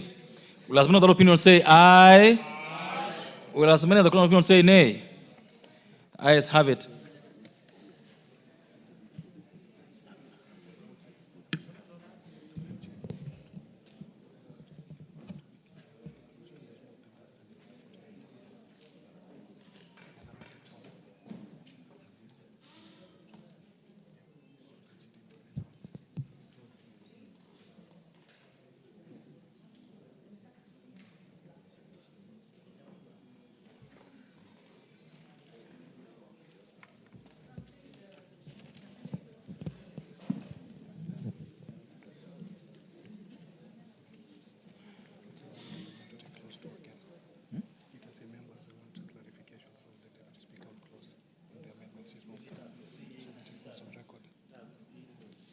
Honorable members, you realize that the The amendments being moved by the Chair Liaison Committee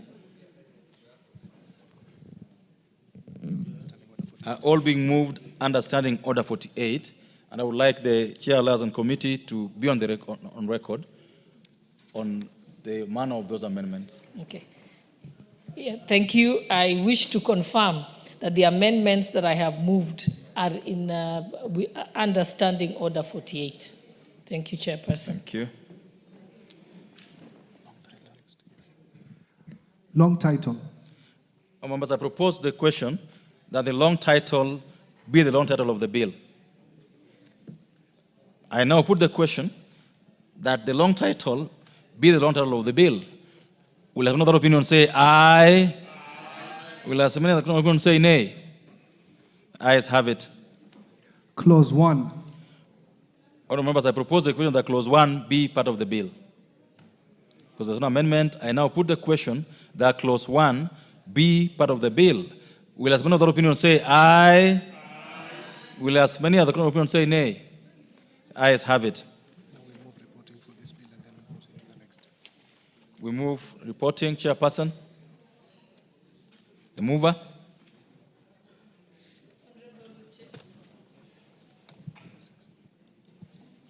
Honorable Chairperson, I beg to move that the committee do report to the House its consideration of the Supplementary Appropriation Bill, National Assembly Bill number 8 of 2025, and its approval thereof with amendments. Thank you, Chairperson. Honorable members, I put the question that the committee do report to the House its consideration of the Supplementary Appropriation Bill, National Assembly Bill number 8 of 2025, and its approval thereof with amendments. Will as many other opinions say aye? Will as many other opinions say nay? The ayes have it. All members will not report. We'll move to the next bill, which is the County Government Additional Allocations Bill, Bill number 22 of 2025. And the Leader of Majority, I hope you're around. Good.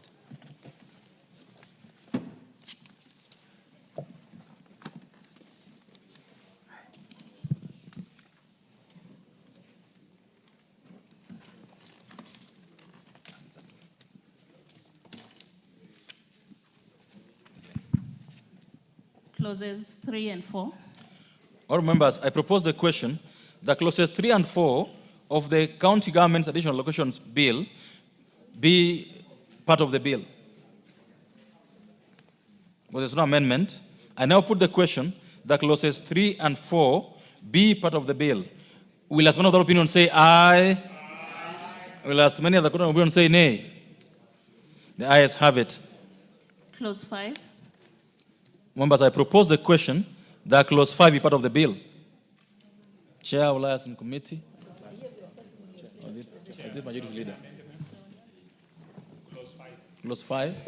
Honorable Chairperson, I wish to move an amendment in regard to clause 5 to the effect that clause 5 of the bill be amended in the sub-clause 4 by deleting the words subsection 3D and E, and substituting, therefore, the words subsection 3E and F. Thank you, Chairperson. Do you want to explain in a second what it is? You want me to go to the next? No, what the amendment is about?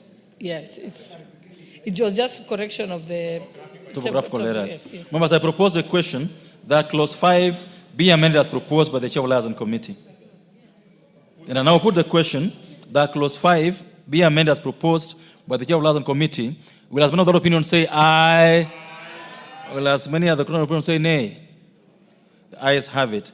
Members, I now put the question, therefore, that clause 5 as amended be part of the bill. Will as many of that opinion say aye? Will as many other opinions say nay? The ayes have it. Clauses 6, 7, and 8. Honorable members, I propose the question that clauses 6, 7, and 8 be part of the bill. Because there's no amendments, I therefore put the question that clauses 6, 7, and 8 be part of the bill. Will as many other opinions say aye? Will as many of court opinions say nay? The ayes have it. First schedule. Honorable members, I propose the question that the first schedule be the first schedule of the bill. Chair Liaison Committee, is an amendment to this? Thank you, Chairperson. I wish to move an amendment on the first schedule, which is to the effect that the first schedule to the bill be deleted and replaced with the following new schedule, which is on our order paper. All members, I propose the question that the first schedule of the bill be amended as proposed by the Chair of Liaison Committee. I put the question that the first schedule to the bill be amended as proposed by the Chair of Liaison Committee. Will as many of that opinion say aye? Will as many of the opinion say nay? The ayes have it. Second schedule. I propose the question, members, that the second schedule be the second schedule of the bill. There's no amendment to it, so I put the question that the second schedule be the second schedule of the bill. Will as many of that opinion say aye? Will those of contrary opinion say nay? The ayes have it. Third schedule. Members, I propose the question that the third schedule be the third schedule of the bill. Honorable Chair, it's an amendment. It's an amendment, yes. Thank you, Chairperson. I wish to move an amendment on the third schedule to the effect that the third schedule to the bill be deleted and replaced with the following with a new schedule that is on the order paper. Members, I propose the question that the third schedule of the bill be amended as proposed by the Chair Liaison Committee. Are you sure about that? Yes. I put the question, member, therefore, that the third schedule of the bill be amended as proposed by the Chair Liaison Committee. Will as one of that opinion say aye? Aye. Will as those of the contrary opinion say nay? The ayes have it. Clause 2. Members, I propose the question that clause 2 be part of the bill. There's no amendment to it, and therefore I put the question that clause 2 be part of the bill. Will as many of that opinion say aye? Aye. Will as many of those of contrary opinion say nay? The ayes have it. Long title. Members, I propose that the long title be the long title of the bill. I put the question that the long title be the long title of the bill. Will as many of that opinion say aye? Aye. Will as those of contrary opinion say nay? The ayes have it. Clause 1. Members, I propose that clause 1 be part of the bill. I put the question that clause 1 be part of the bill. Will as one of that opinion say aye? Aye. Will as those of contrary opinion say nay? The ayes have it. We're moving for reporting. The mover.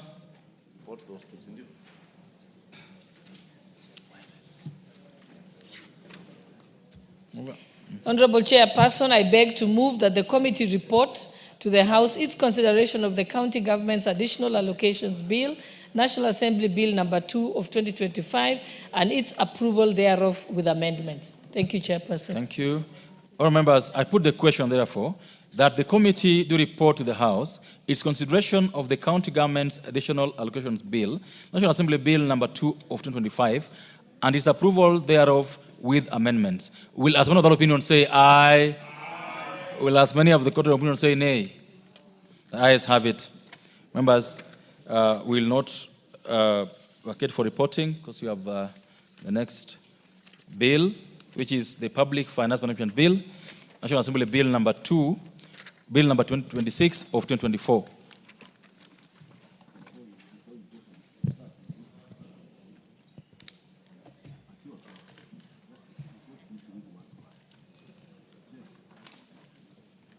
Members, before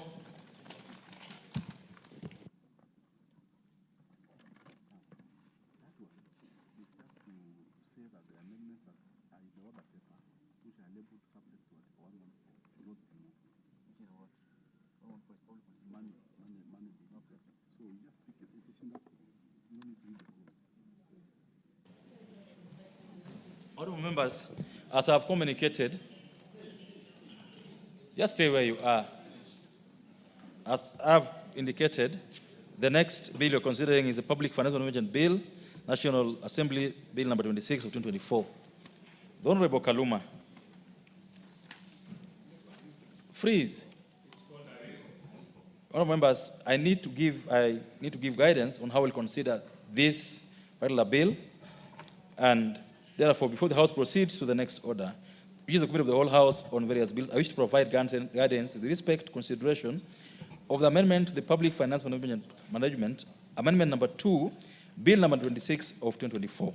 Honorable members, As you are aware, it is now established practice. Whenever considering any matter that has money bill implications, the House may only proceed in accordance with the provisions of Article 114 of the Constitution. For clarity, that article at 2 says that if, in the opinion of the Speaker, a motion makes provisions for matter listed in the definition of a money bill, the Assembly may proceed only in accordance with the recommendation of the relevant committee, after taking into account the views of the Cabinet Secretary for Finance. Honourable members, under Article 1143 of the Constitution, a money bill includes matters that contain provisions dealing with, inter alia, taxation, the imposition of charges on a public fund, the appropriation, receipt, custody, investment, or issue of public money, and the raising and guaranteeing of any loan or its repayment. Honourable members, the principal object of the Public Finance Management Amendment Number 2, Bill 26 of 2024, before this House is to amend the Public Finance Management Act, Act Number 40A, to align the timelines for the consideration of the passage of the Finance Bill by the county assemblies and the National Assembly. However, honourable members, you will notice that certain proposed amendments to the bill by the Departmental Committee on Finance and National Planning contain a disclaimer, as indicated in the supplementary order paper for this afternoon sitting. I therefore wish to guide the House as follows with regard to the manner of consideration of the various amendments. Honourable members, I've analysed the amendments proposed to the said bill and note that the new clauses 4F, 4G, 4H, and 4I contain proposals touching on matters listed in the definition of a money bill, pursuant to the provisions of Article 114, sub 2 of the Constitution.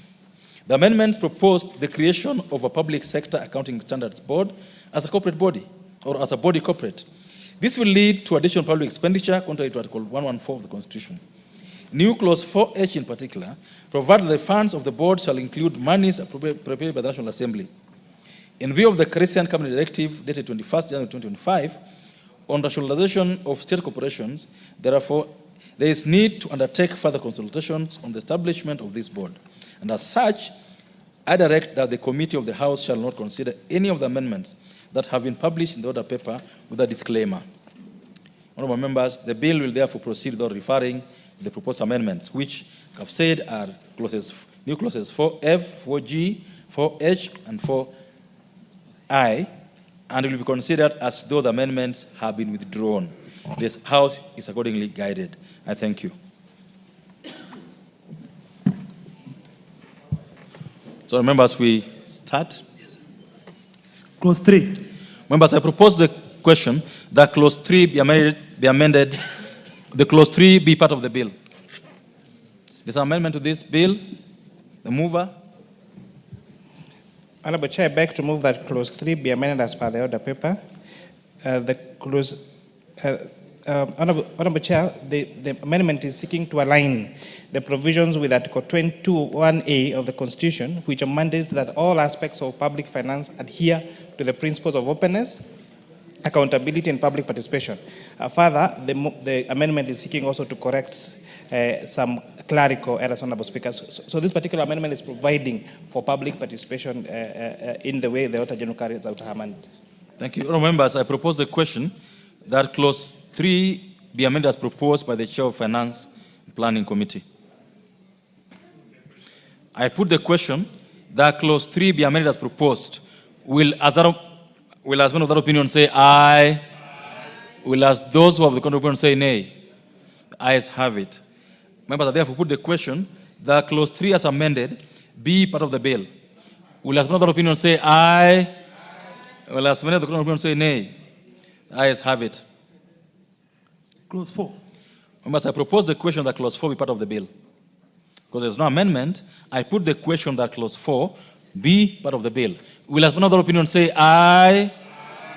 Will as many of the opinion say nay? The ayes have it.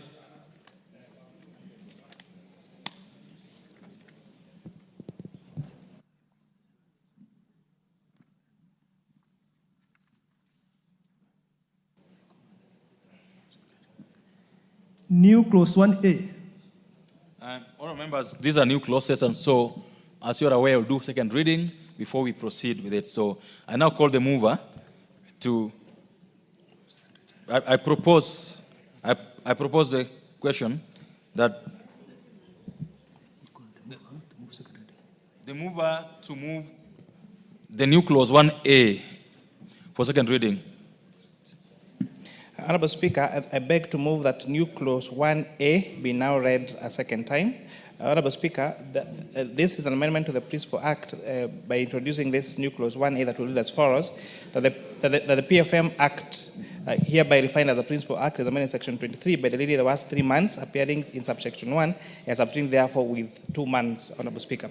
So what happens, Honorable Speaker, all government entities are required to submit their financial statements to the Auditor General for their audit within 3 months before before December, Honorable Speaker. However, these 3 months give the Auditor General too little time, because at the end of the financial year, in 30th of June, 3 months is July, August, and September. The Auditor General is now left with only October, November, and December to consider those particular financial statements, do the audit, require the accounting officers to do a management response, and submit to this House a report by the 31st of December. So this particular new clause is reducing the time in which these accounting officers are supposed to present their financial statement to the Auditor General from 3 months to 2 months. Thank you. Members, I propose the question that the new clause 1A be now read a second time. I put the question, honorable members, that the new clause 1A be now read a second time. Will as many other opinion say aye? Will as many other opinion say nay? The ayes have it. Honorable members, I proceed to propose the question that the new clause 1A be part of the bill. I now put the question that the new clause 1A be part of the bill. Will as many other opinion say aye? Will as many other opinion say nay? The ayes have it. New clause 1B. Members, I call the mover to move the new clause 1B for second reading. Honorable Speaker, again, new clause 1B is similar to new clause 1A, and I find this is going to be consistent with so many other clauses for the same explanation.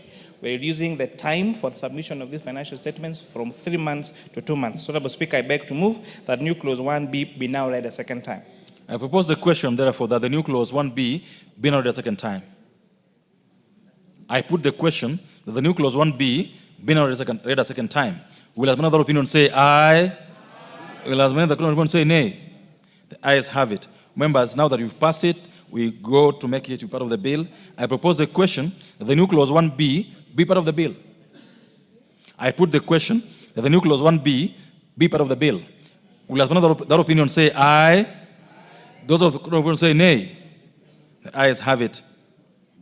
New clause 1C. Mover. Honorable Chair, I beg to move that new clause 1C be now read a second time. Honorable Speaker, Section 68(4) of the PFM Act is only concerned with the recommendations in respect of a report submitted by the Controller of Budget. It is silent on the responsibility of accounting officers in implementing Parliament's recommendations in respect to a report submitted by the Auditor General. Further, this amendment, the proposed amendment is seeking to provide for time for submission of financial statement by public entities from to 2 months, Honorable Speaker. The fundamental amendment, Honorable Speaker, here is when the audit committees especially consider the reports of the Auditor General and make recommendations, there is no requirement in law that requires accounting officers to consider the amendments, the recommendations that are passed by this House.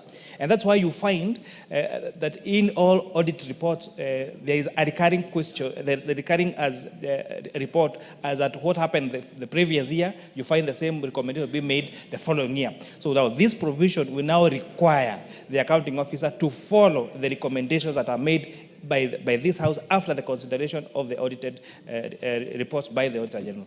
Thank you. All members, I propose the question that the new clause 1C be now read a second time. I now put the question that the new clause 1C be now read a second time. Will as many of the opinion say aye? As many of the opinion say nay? The ayes have it. Members, I propose a question that the new clause 1C be part of the bill. I put the question that the new clause 1C be part of the bill. As many of that opinion say aye, as many of the opinion say nay, the ayes have it. New clause 1D. Mover. Honorable Chair, I beg to move that new clause 1D be now read a second time. Again, this is a reduction of the same thing, reduction of from 3 months to 2 months. Members, I propose the question that the new clause 1D be now read a second time. I put the question that the new clause 1D be now read a second time. As many of that opinion say aye, as many of those opinion say nay, the ayes have it. I propose the question that the new clause 1D be part of the bill. I put the question that the new clause 1D be part of the bill. As many of that opinion say aye, those of opinion say nay, the ayes have it. New clause 1E. Mover. Honorable Speaker, I beg to move that new clause 1E be now read a second time. Again, as explained, reducing the time from 3 months to 2 months. I propose the question, members, that the new clause 1D, 1E be now read a second time. I put the question that the new clause 1E be now read a second time. As many of the opinion say aye, as many of the opinion say nay, the ayes have it. Members, I propose the question that the new clause 1E be part of the bill. I put the question that the new clause 1E be part of the bill. As many of the opinion say aye, those of contrary opinion say nay, the ayes have it.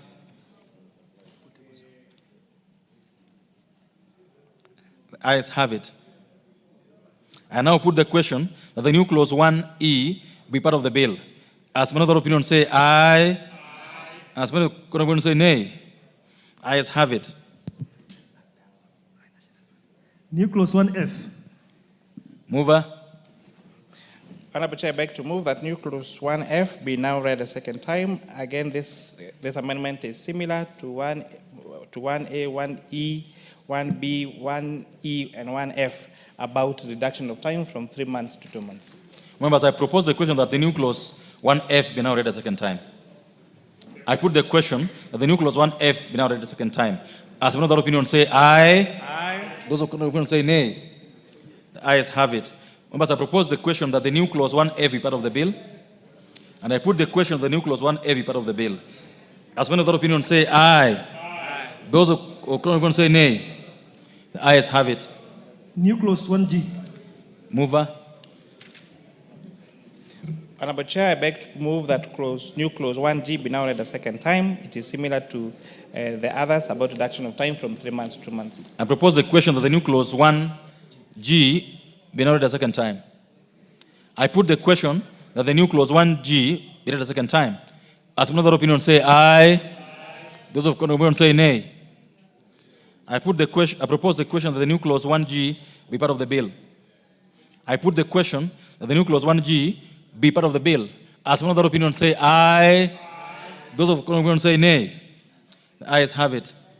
New clause 1H. Mover. Honorable Chair, I beg to move that new clause 1H be now read a second time. Again, same thing, 3 months to 2 months. I propose the question that the new clause 1H be now read a second time. I put the question that the new clause 1H be now read a second time. As many other opinion say aye, as many other opinion say nay. The ayes have it. I now propose the question that the new clause 1H be part of the bill. And I put the question that the new clause 1H be part of the bill. As many of the opinion say aye, those of the opinion say nay. The ayes have it. New clause 4A. Mover. Honorable Chair, I beg to move that new clause 4A be now read a second time. This new clause is also similar to the clause I read earlier that's going to require accounting officers to follow the recommendations that are approved by the National Assembly or the Senate by Parliament.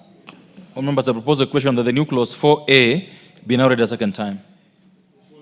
I put the question that the new clause 4A be now read a second time.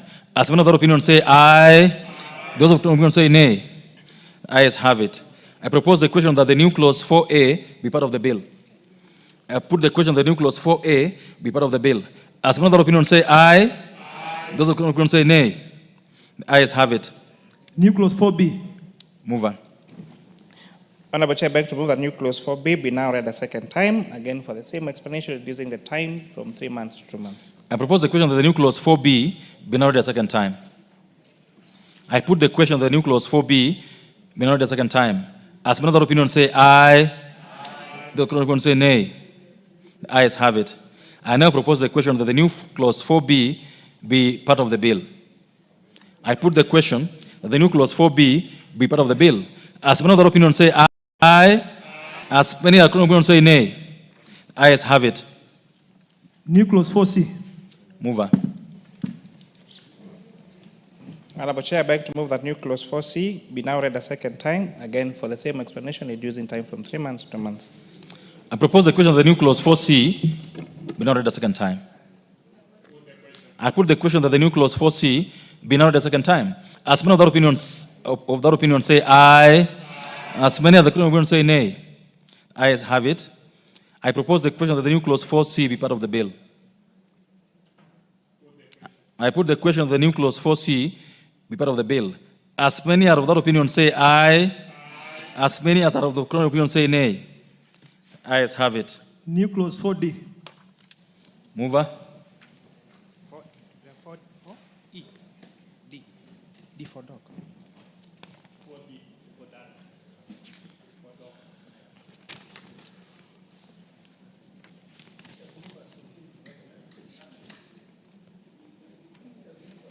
Honorable Chair, I beg to move that clause 4D be now read a second time as per the order paper.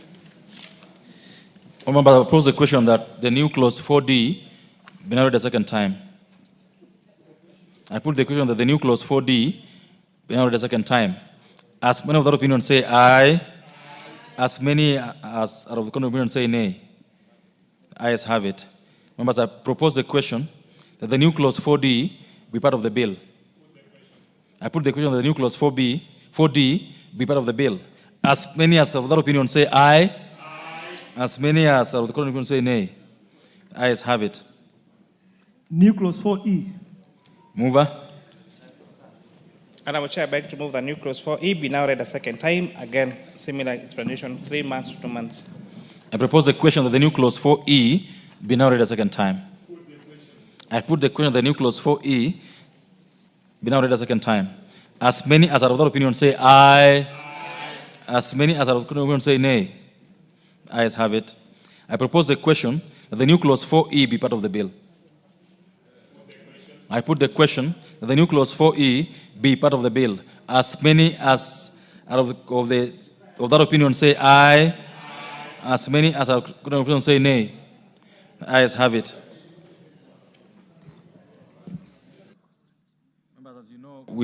From the communication, the new clauses 4F, 4G, 4H, and 4I fall in limine based on Article 1442 of the Constitution. Clause 2. Members, I propose the question that Clause 2 be part of the bill. There's an amendment by the Chair.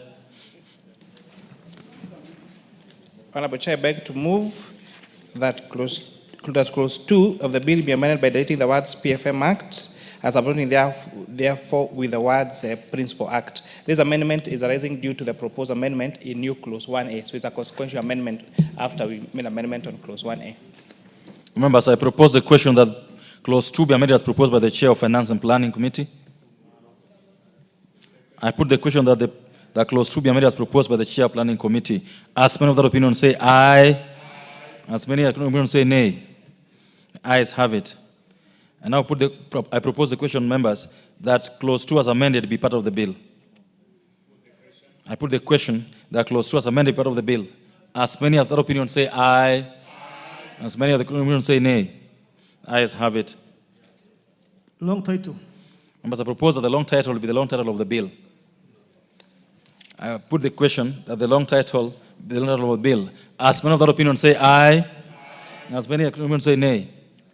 Ayes have it. Clause 1. Members, I propose the question that Clause 1 be part of the bill.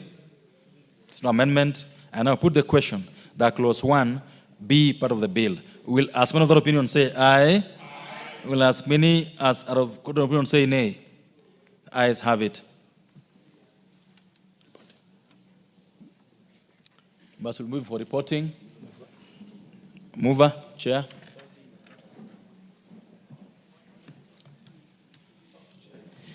Honorable Chairperson, I beg to move that the committee do report to the House the consideration of the Public Finance Management Amendment Bill Number 2, National Assembly Bill 26 of 2024, and approval thereof with amendments. Honourable members, I put the question, which is that the committee do report to the House its consideration of the Public Finance Management Amendment Number 2, Bill, National Assembly Bill Number 26 of 2024, and its approval thereof with amendments. Will as many of that opinion say aye? Will as many of contrary opinion say nay? The ayes have it. Honourable members, we now move to the Insurance Professionals Bill, National Assembly Bill Number 13 of 2024.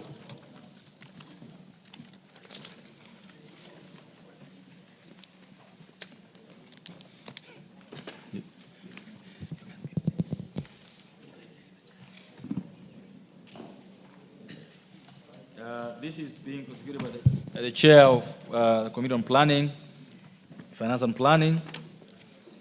And Honorable Chair, are you ready? Give me a minute. Clause 3.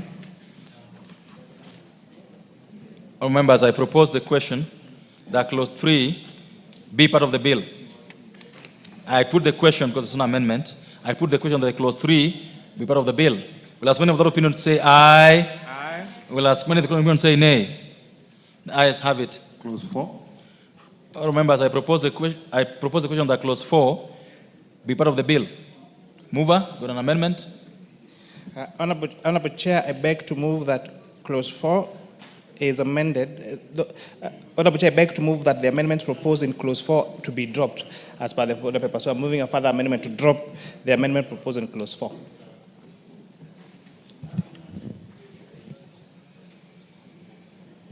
Honourable members, because the amendment there is dropped, I now put the question that clause 4 be part of the bill.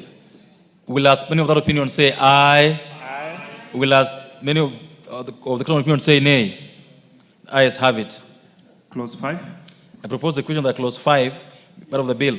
Mover. Honourable Chair, I beg to move that clause 5 of the bill is further amended by deleting paragraph G. So I'm proposing a further amendment in clause 5 by deleting paragraph G. All members, I propose the question that clause 5 be amended as proposed by the chair. I now put the question that clause 5 be amended as proposed by the chair. Will as many of the opinion say aye? Aye. Will as many as of the court of opinion say nay? Ayes have it. All members, I now propose the question that clause 5 as amended be part of the bill. I put the question that clause 5 as amended be part of the bill. Will as many of the opinion say aye? Aye. Will as many of the opinion say nay? Ayes have it. Clause 6. Members, I propose the question that clause 6 be part of the bill. Honourable Chair. Honourable Chair, I beg to move that clause 6 is amended by the numbering paragraphs B, C, D, E, F as A, B, C, D, and E. This is correcting a drafting error, Honourable Chair.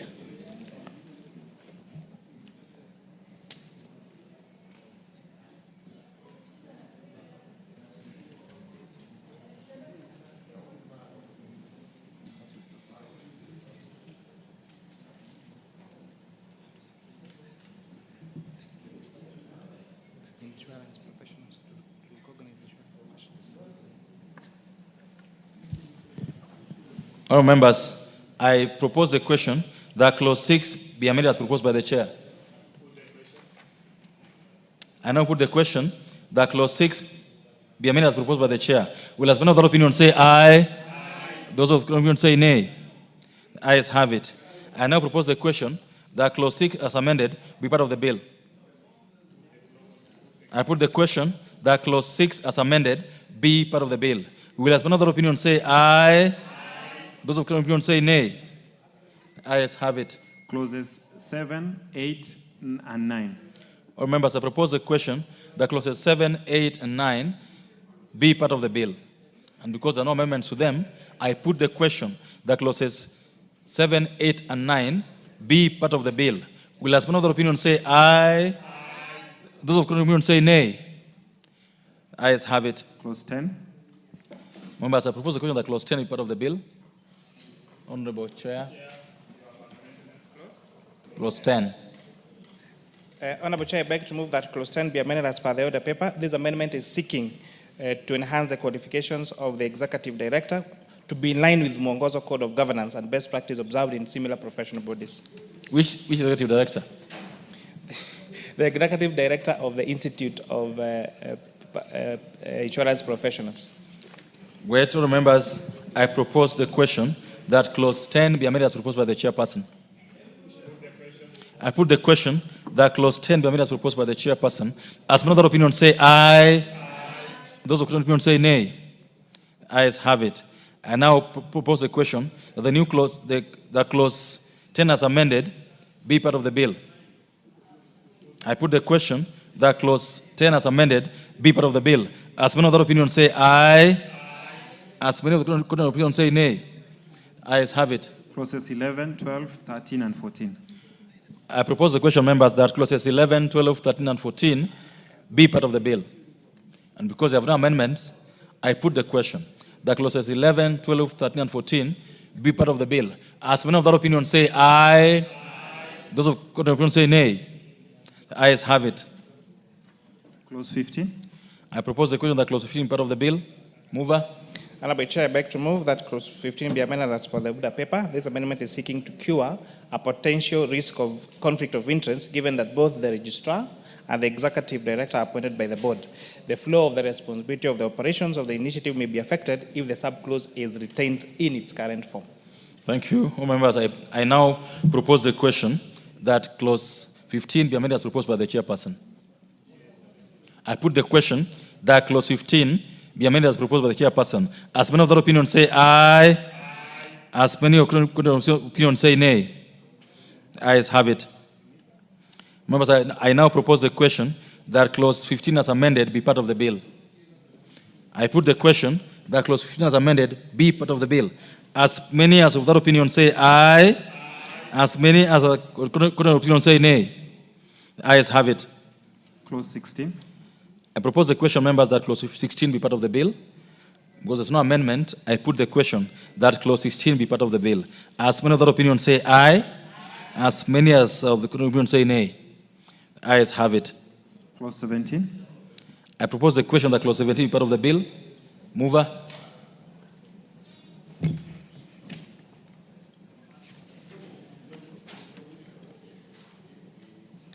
Honorable Chair, I beg to move that clause 17 be amended as per the order paper.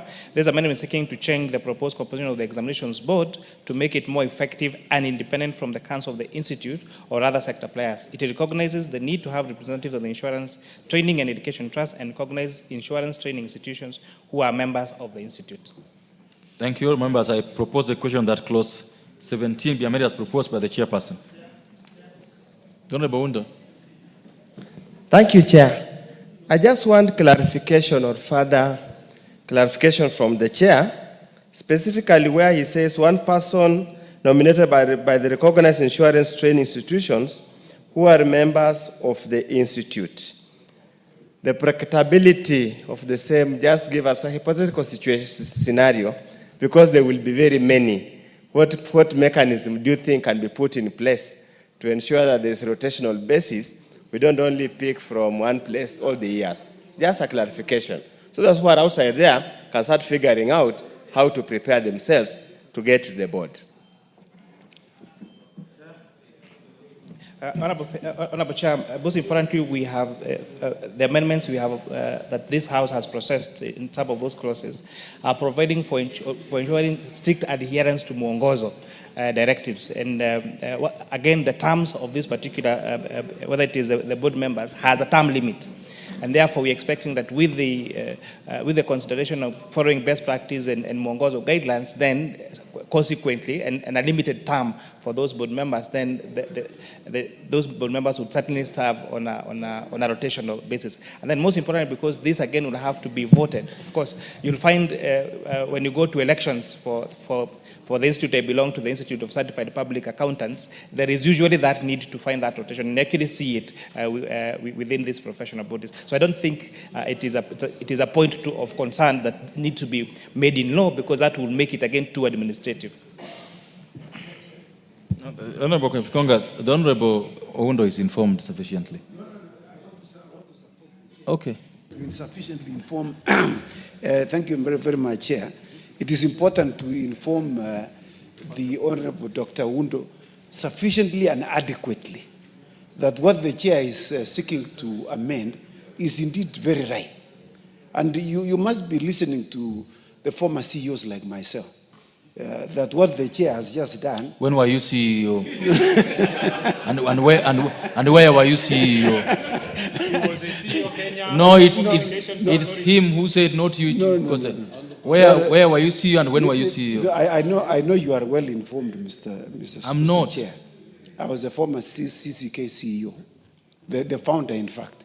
That's why I'm in agreement with what the Honorable Chair has just said, because it is very important to have distinguished CEOs who can be nominated like myself, who are nominated to Global Leaders for Tomorrow in 2000. So this is what we are seeking to do, Honorable Dr. Honorable Oundo, you have a distinguished CEO here. Well, members, I put the question. That clause 17 that clause 17 be amended as proposed by the chairperson. Will as one other opinion say aye? Will as those opinion say nay? Ayes have it. Members, I now put the question that clause 17 as amended be part of the bill. As many of that opinion say aye, as many of the opinion say nay. Ayes have it. Clauses 18 and 19. Members, I propose the question that clauses 18 and 19 in part of the bill. I put the question that clauses 18 and 19 in part of the bill. As many of that opinion say aye, as many of the opinion say nay. Ayes have it. Clause 20. I propose the question that clause 20 be part of the bill. Mover. Article 20, I propose that the proposed amendment in clause 20 be dropped. Our members, I put the question that clause 20 be part of the bill. As many of that opinion say aye, those of opinion say nay. Ayes have it. Clauses 21, 22, and 23. All members, I propose the question that clauses 21, 22, 23 be part of the bill. I therefore put the question that clauses 21, 22, and 23 be part of the bill. As many of that opinion say aye, those of that opinion say nay. Ayes have it. Clause 24. Members, I propose that clause 24 be part of the bill. Mover. Honorable Chair, I beg to move that clause 24 be amended as per the order paper. This is where we are providing for penalty. So we are seeking to enhance the fine to make it commensurate to the offense, where we're saying the higher penalty would act as a stronger deterrent against dishonesty in the registration process. Members, I propose the question that clause 24 be amended as proposed by the chair. I put the question that clause 24 be amended as proposed by the chair. Will, as many of that opinion say aye, as many as the opinion say nay. Ayes have it. Members, I put the question that clause 24 as amended be part of the bill. As many of that opinion say aye, as many of the court of opinion say nay. Ayes have it. Clause 25. I propose the question that clause 25 be part of the bill. Mover. Honorable Chair, I beg to move that Honorable Chair, I beg to move that clause 25 be amended as per the order paper. In 25(1), the amendment is seeking to remove the word accredited and substitute it with the word recognized. This is because the board does not have the mandate to accredit institutions. So we're saying recognized, not accredited. And then by deleting paragraph C, we are removing the requirement for insurance professions to need to be Kenyan citizens. For you to practice insurance in this country, you don't necessarily have to be a Kenyan citizen. I propose a question that clause 25 be amended as proposed by the chair. I put the question that clause 25 be amended as proposed by the chair. As many of the opinion say aye, as many of the opinion say nay. The ayes have it. Members, I now put the question that clause 25 as amended be part of the bill. Will as many of the opinion say aye, and as many of the opinion say nay. The ayes have it. Clauses 24 and 26 and 27. I propose the question that clauses 26 and 27 be part of the bill. I put the question that clauses 26 and 27 be part of the bill. As many of the opinion say aye, as many as of the opinion say nay. The ayes have it. Clause 28. I propose the question that clause 28 be part of the bill. Mover. 28. Honorable Chair, I beg to move that clause 28 be amended as per the order paper. This is providing for an opportunity for cancellation of membership at members' request. Members, I propose that the, clause 28 be amended as proposed by the chair. I put the question that clause 28 be amended as proposed by the chairperson. As many of the opinion say aye, as many of the opinion say nay. Ayes have it. Members, I now put the question that clause 28 as amended be part of the bill. As many of the opinion say aye, as many of the opinion say nay. Ayes have it. Clause 29. Members, I propose the question that clause 29 be part of the bill. There's no amendment. I put the question that clause 29 be part of the bill. As many of the opinion say aye, as many of the court of opinion say nay. Ayes have it. Clause 30. I propose the question that clause 30 be part of the bill. Chairperson. Honorable Chair, I beg to move that clause 30 be amended as per the order paper. This amendment seeking to make it an offense of professional misconduct for a person to continue in partnership with a person whose practicing certificate has been cancelled. Members, I propose the question that clause 30 be amended as proposed by the chair. Yes, the Honorable Muge. Thank you, Chair. I want to support this amendment because, Honorable Chair, we've had a problem with professionals most of the time because of lack of inclusion of that statement that IRA or whatever other institute that is supposed to be controlling the profession is missing. So I support this, Honorable Chair, so that first, before we go to court, then they are able to deal, or the institution is able to deal with them internally as a profession. So I support this amendment, Honorable Chair. Chair, in the principle, the amendment is okay. It's a standard principle, it's a standard amendment, a standard procedure in all professions. But what he made a reference to the fact that a professional, insurance professional, found to be practicing together with a professional whose license has been cancelled is the one where this particular amendment is referring to. I'm just wondering, it becomes a bit tricky and it might be injurious to the profession, because how do I know that somebody's license has been cancelled? What mechanism will we put in place to gazette, announce in daily newspapers? Honorable Speaker, we have even in this country somebody knowing very well doesn't have a driving license and continues to drive. Somebody knowing that he's not even a policeman can go and establish a police station in his home. Honorable Speaker, masqueraders, imposters, fraudsters, we should not end up being punishing somebody. Honorable Wundo, there is a register of engineers in this country.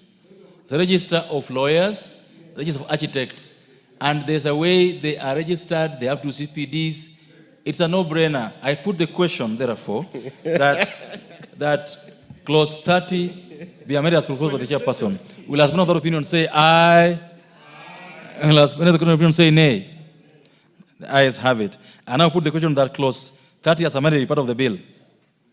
Will as many of the opinion say aye? Will as many of the opinion say nay? The ayes have it. Clauses 31, 32, and 33. I propose the question that clauses 31, 32, and 33 be part of the bill. I put the question that clauses 31, 32, 33 be part of the bill. As many of that opinion say aye, as many of the opinion say nay. The ayes have it. Clause 34. I propose the question that clause 34 be part of the bill.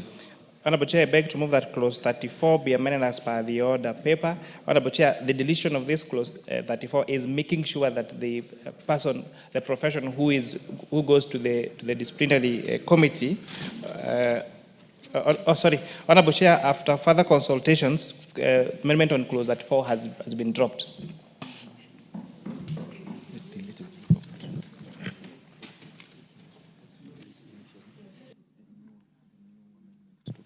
So members, based on what you have just said, I therefore put the question that clause 34 be part of the bill. As many of that opinion say aye, as many of the opinion say nay. The ayes have it. Clauses 35, 36, 37, 38, and 39. Members, I propose a question that clauses 35, 36, 37, 38, and 39 be part of the bill. And because there's no amendments to them, I put the question that clauses 35, 36, 37, 38, and 39 be part of the bill. As many of that opinion say aye, as many of the opinion say nay. The ayes have it. Clause 40. Members, I propose the question that clause 40 be part of the bill. Mover.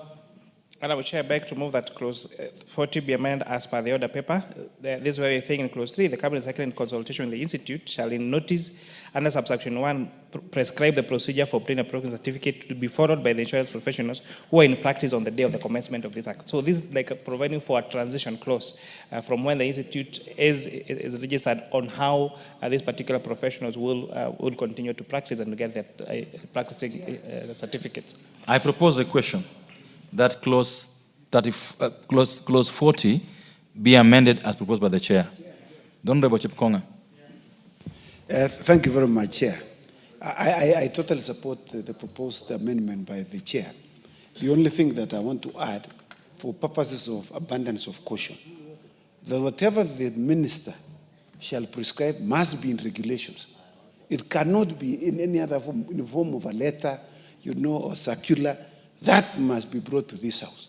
And thank you, Mr. Chair. Thank you. The member for Vunyula. Chair, that's what we call in many places the Godfather Clause, protecting the status quo. And as the former CEO has said, we must have a system. The former distinguished CEO. The former distinguished CEO, young people of 2020, as he has said, that's a Godfather Clause, normally to protect the existing professionals, whether they have qualifications or not.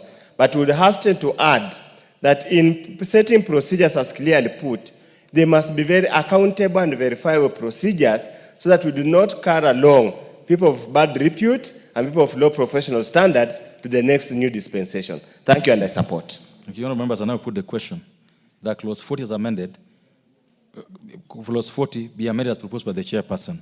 As many of that opinion say aye, as many of the opinion say nay.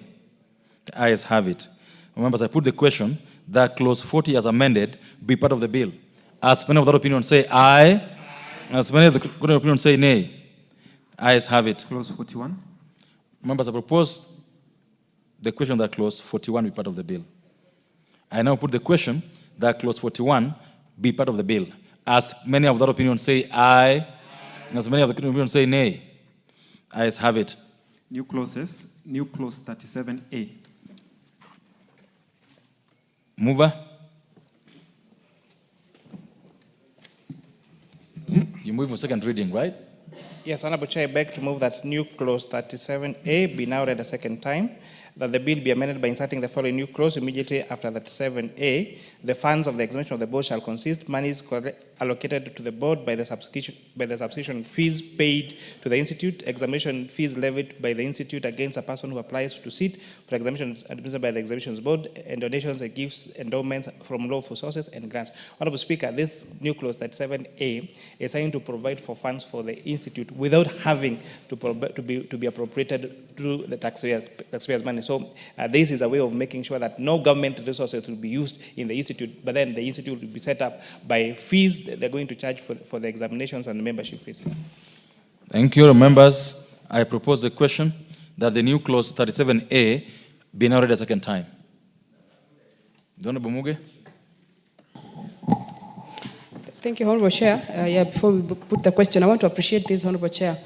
Considering the things that have been happening in the country lately, that we are amalgamating other institutions and we are removing institutions that have been previously funded by Exchequer, this is very progressive and it is in tandem with what we are trying to do as a country in order to reduce the Exchequer funding to organizations that can be able to generate their own income and be able to run their business. So I support this, Honorable Chair.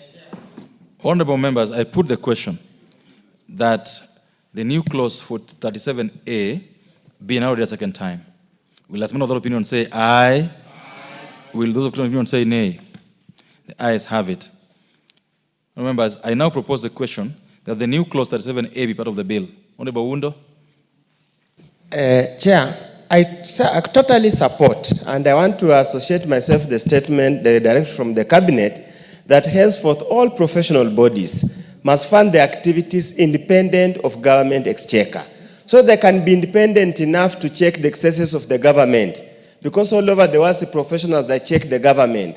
If they are funded and they feed on the government, they have no moral authority to question and oversight the government. This, we should look at all the professional, all bills, all laws that establish professional organizations and quickly change the same to tie up with this style. Thank you, and I support. Well said, members. I put the question that the new clause 37A be part of the bill. As many of that opinion say aye, as many as the opinion say nay. Ayes have it. Schedules, first schedule. Members, I propose the question the first schedule be the first schedule of the bill. Honorable Chair, I beg to move that the first schedule be amended at the other paper in paragraph 3 by deleting the words 2 years and substituting therefore with 3 years. Honorable Chair, this amendment is seeking to increase the time period for where a person serves as a chairperson from the proposed 2 years to 3 years, renewable only once. And this is again in line with Mwongozo Code of Governance and best practice globally on Is it elective or appointed? Elective. Okay. Mwongozo doesn't talk about elective chairperson. Mwongozo doesn't talk about elections. Mwongozo talks about the term of the board from that the ideal term for service in the board is 3 years. Because chair, you belong to ISPAC, and you know that your chairs are now elected 2 years once. In LSK, you do them 2 years once. Okay. I propose a question that the first schedule be amended as proposed by the chairperson. I put the question that the first schedule be amended as proposed by the chairperson. Will as another opinion say aye? Will as those of the opinion say nay? The ayes have it. Members, I now put the question that the first schedule as amended be the first schedule of the bill. Will as many of that opinion say aye? Will as many of that opinion say nay? The ayes have it. Second and third schedule. Members, I propose the question that the second and third schedule be the second and third schedules of the bill. I put the question that the second and third schedules be the second and third schedules of the bill. Will as many of that opinion say aye? And as many of the opinion say nay? The ayes have it. Fourth schedule. Members, I propose the question that the fourth schedule be the fourth schedule of the bill. Honorable Chair. Honorable Chair, I beg to move that the fourth schedule be amended as per the order paper. This amendment is seeking to align the provisions of the Constitution, particularly Article 52(1), and that a person has a right to remain silent and to give evidence and not to give evidence during any proceedings or to give any self-incriminating evidence. Paragraph 8(2) of the fourth schedule of the bill is providing that a person commits an offense if that person, when operating as a witness before the disciplinary committee, refuses or fails to be sworn, refuses or fails to answer a question that is required to answer by the chairperson of the disciplinary committee, or refuses or fails to produce documents that are required to produce by a summon served to him under the Act. It is a duty of the disciplinary committee or any person who aligns wrongdoing on the part of an insurance professional to adduce sufficient evidence to prove the wrongdoing. It is a constitutional right under Article 52(1) that a person has a right to remain silent and not to give evidence during any proceedings or to give any self-incriminating evidence. Honorable Speaker, this provision is similar to what the provision of the Constitution of the United States, where they can say, I plead the fifth. Honorable Speaker, I beg to move. Correct. Do you plead the fifth? All members, I now propose the question that the fourth schedule be amended as proposed by the chairperson. I put the question that the fourth schedule be amended as proposed by the chairperson. Will as another opinion say aye? Will as many other opinion say nay? Ayes have it. All members, I now put the question that the fourth schedule as amended be the fourth schedule of the bill. Will as many other opinion say aye? Will those of the opinion say nay? Those of the opinion say nay? The ayes have it. Clause 2. Members, I propose the question that clause 2 be part of the bill. Honorable Chair. Honorable Chair, I beg to move that clause 2 be amended as per the order paper. Hold on.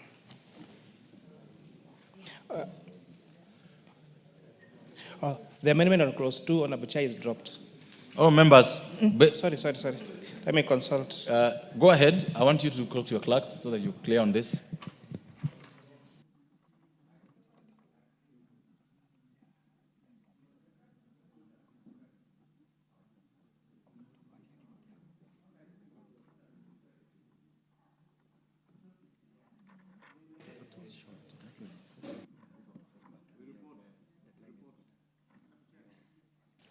Honorable Chair, you are amending the clause 2. Honorable Chair, I beg to move that clause 2 be amended as per the order paper. However, I beg to move a further amendment that clause 2 of the bill be further amended by deleting paragraph A. Paragraph A is what was deletion of an insurance consultant, because every profession, Honorable Speaker, they are allowed to have consultancy service, Honorable Speaker.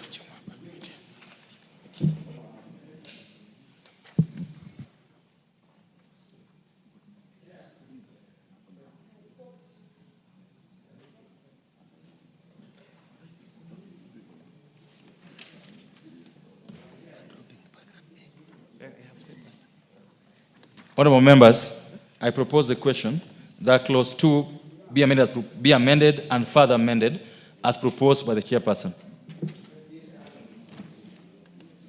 I put the question that clause 2 be amended and further amended as proposed by the chairperson. Will as one of the opinion say aye? Will as one of the opinion say nay? The ayes have it.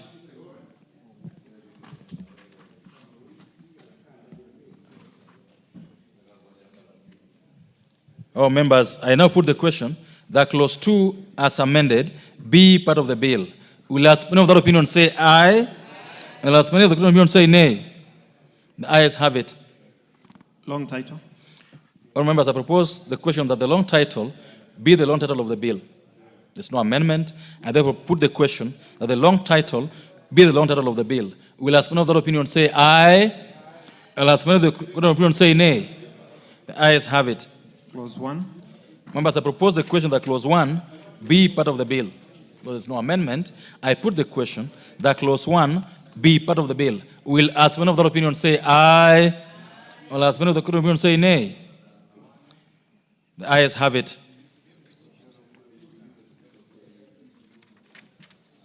Mover, you're moving for reporting. Honorable Chairperson, I beg to move that the committee do report to the House its consideration of the Insurance Professionals Bill, National Assembly Bill number 13 of 2024, and its approval thereof with amendments. Honourable members, I put the question, which is that the committee do report to the House its consideration of the Insurance Professionals Bill, National Assembly Bill number 13 of 2024, and its approval thereof with amendments. Will as one of that opinion say aye? Aye. Will as one of that opinion say nay? Ayes have it. All members, as you may be aware, will be reporting on all the 4 bills we've just completed in the committee of the whole House. I beg your alertness.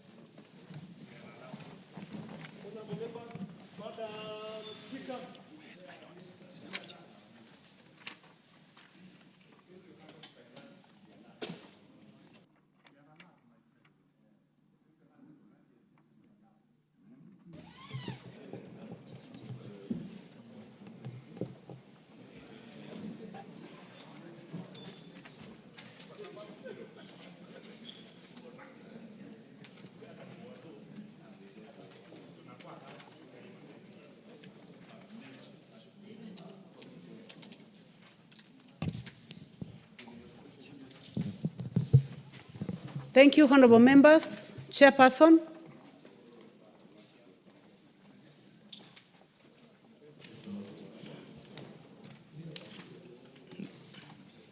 The Honourable Speaker, I beg to report that the Committee of the Whole House has considered the Supplementary Appropriation Bill, National Assembly Bill number 8 of 2025, and approved the same with amendments.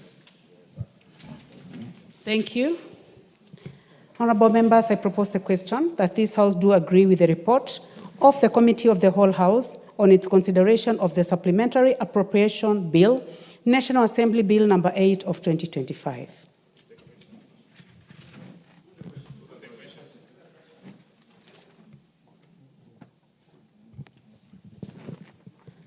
Mover.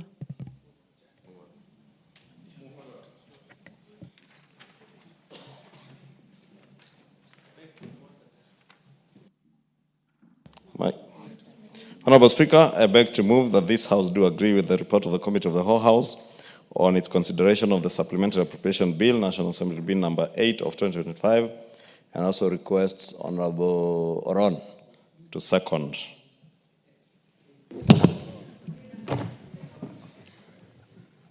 Honorable Speaker, I second.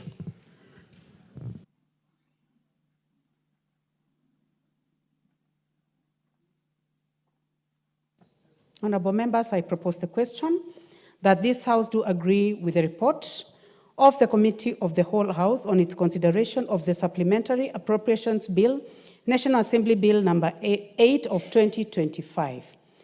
Will as many as have that opinion?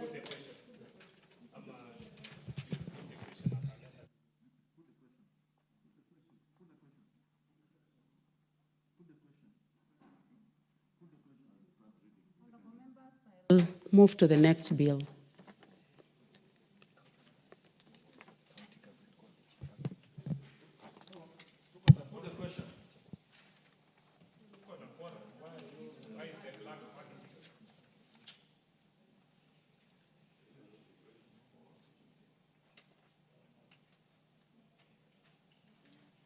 I'll give a few minutes for consultation, honorable members.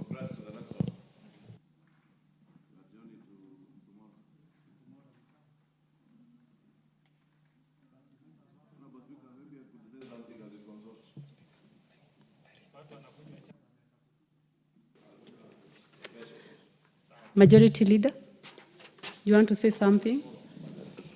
Honorable Speaker, I just wanted to thank members for availing themselves for this very important task of appropriating resources for the second supplementary, which will now, once we finish tomorrow morning, will avail more resources for expenditure to people who have been waiting for money. I know many people with pending bills have been told to wait for the second supplementary, and hopefully from next week they should begin getting, including those who are awaiting money for the primary health care fund and those who are waiting for CBA or the collective bargaining agreement funds that have been awaited. Thank you, Honorable Speaker. Thank you very much. Honorable members, I defer putting of the question until a time that this will be scheduled by the House Business Committee. Next. Honorable members, we move to the next. Chairperson.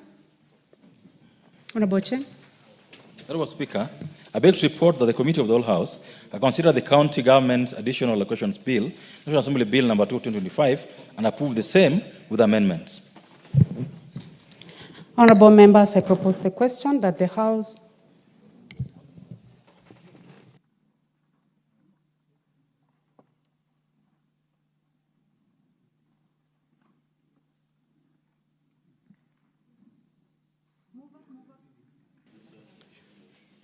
mover of the bill.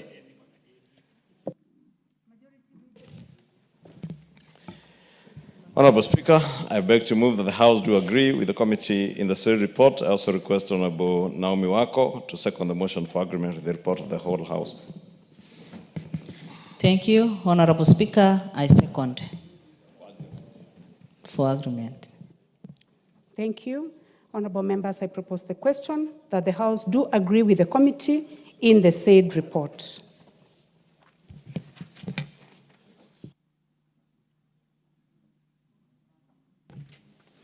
Honorable members, I defer putting of the question to a time that the bill will be scheduled.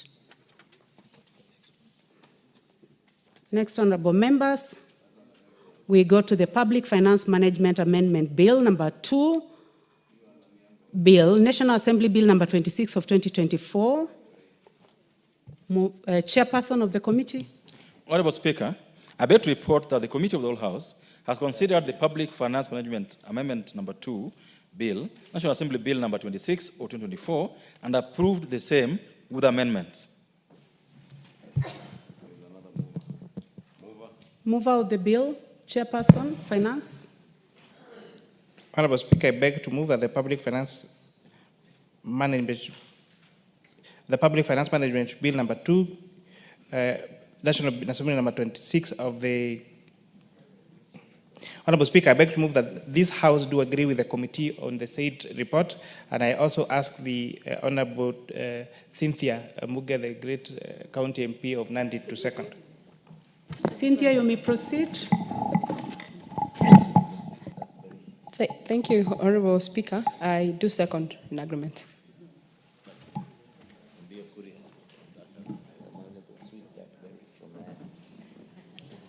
Honorable members, I propose a question that the House do agree with the committee in the said report.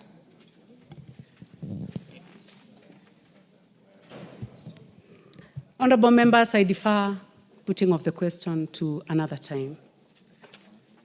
Honorable members, we now go to the final one, which is the Insurance Professionals Bill, National Assembly Bill Number 13 of 2024. Chairperson of the committee. Honorable Speaker, I beg to report that the Committee of the Whole House has considered the Insurance Professionals Bill, National Assembly Bill Number 13 of 2024, and approved the same with amendments. Mover of the bill, Chair Finance. Honorable Speaker, I beg to move that the House do agree with the committee on the said report. I also request Honorable David Boni, the MP for Kitui Road, to second. Rural. Honorable Speaker, I beg to second. Thank you. Thank you. Honorable members, I propose the question, which is that the House do agree with the committee in the said report. Yes, I give point of order to the majority leader. Honorable Speaker, I rise on standing order number 30 on hours of meeting. And Honorable Speaker, as you remember, the substantive Speaker had communicated that we have a solidarity dinner with colleagues of the Muslim faith. And I want to move that the House do adjourns.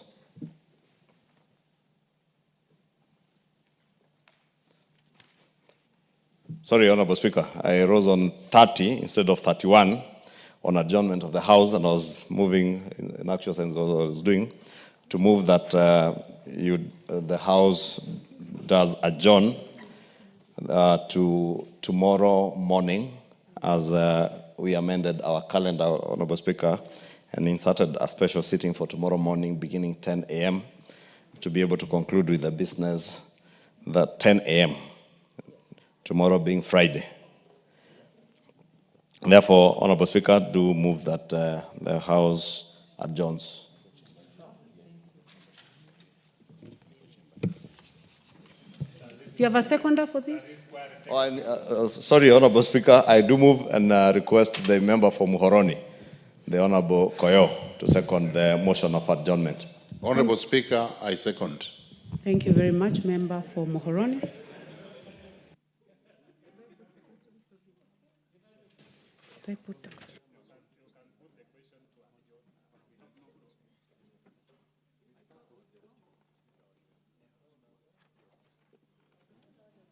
So, honorable members, I put the question.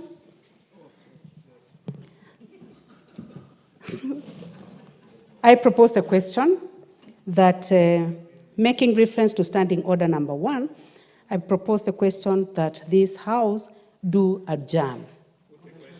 Will as many as have that opinion say aye? Aye. Will as many as have a contrary opinion say nay? Guys have it. Okay, honorable members. And the time now being 47 minutes past 5 p.m., this House stands adjourned until Friday, 14th day of March 2025 at 10 a.m.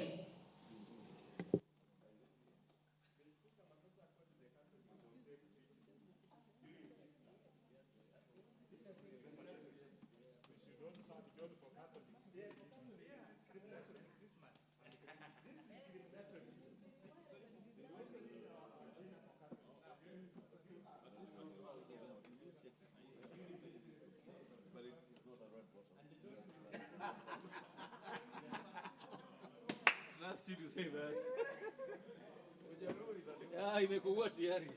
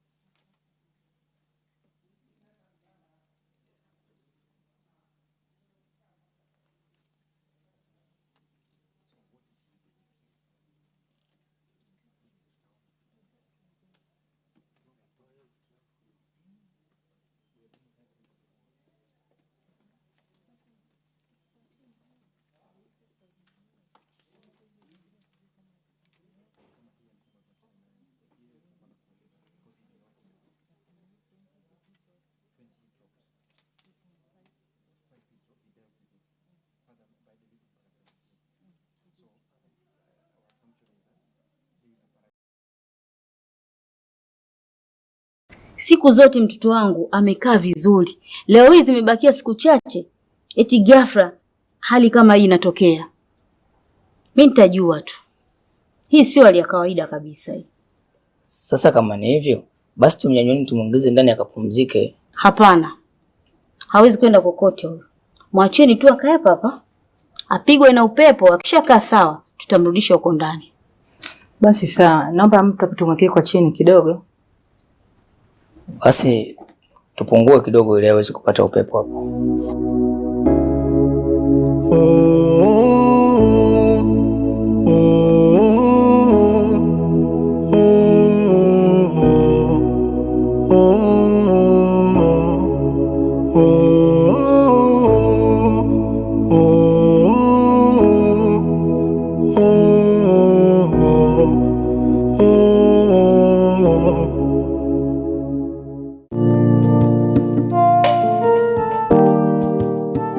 Bwana wewe, acha kujitetea. Yaani wewe Vai mdogo wangu, tangu nakujua unaga tabia ya kutembelea ndugu zako. Yaani wewe kabla hata hujaolewa upogo hivyo hivyo.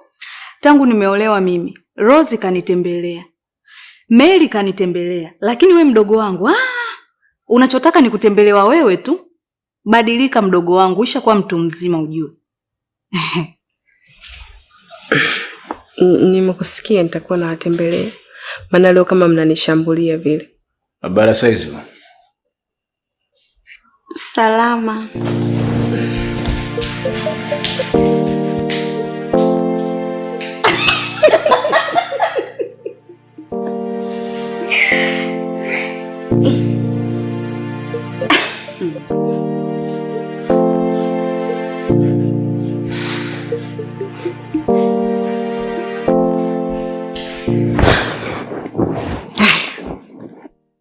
Vai, tuko hapa tunaongea habari za msingi. Mwenzetu unainuka. Yaani umemwona mumeo basi ni mbio mpaka unataka kuanguka.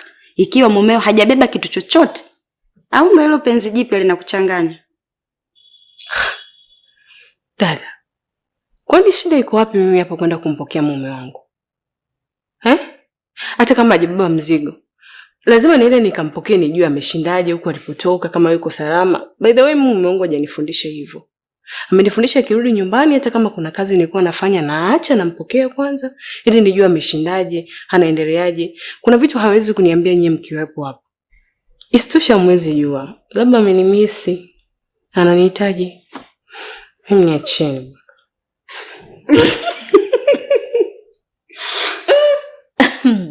Hai dadangu, tangu lini na leo ikawa mara ya pili? Kwanza sisi watoto wa Masawe hatunaga ratiba hizo kabisa. kwamba eti waume zetu warudi tuanze kuwakimbilia. Haya, leo imekuwaje wewe mwenzetu? Na sio kuwakimbilia tu. Vai, unatakiwa ujikaze, jishikilie mtoto wa kike. Hatukukatazi kumpokea mumeo, lakini akiwa amebeba kitu. Mumeo hajabeba kitu chochote, kulupu mpaka unataka kuanguka utoe hiyo miguu yako. Wife. Shule inayofunza mema na mabaya ndo dunia. Wajuaji na wapumbavu wa Mungu. Dunia. Anguko lako ni kicheko kwa wengine. Wasindikizaji, wapambanaji wa Mungu.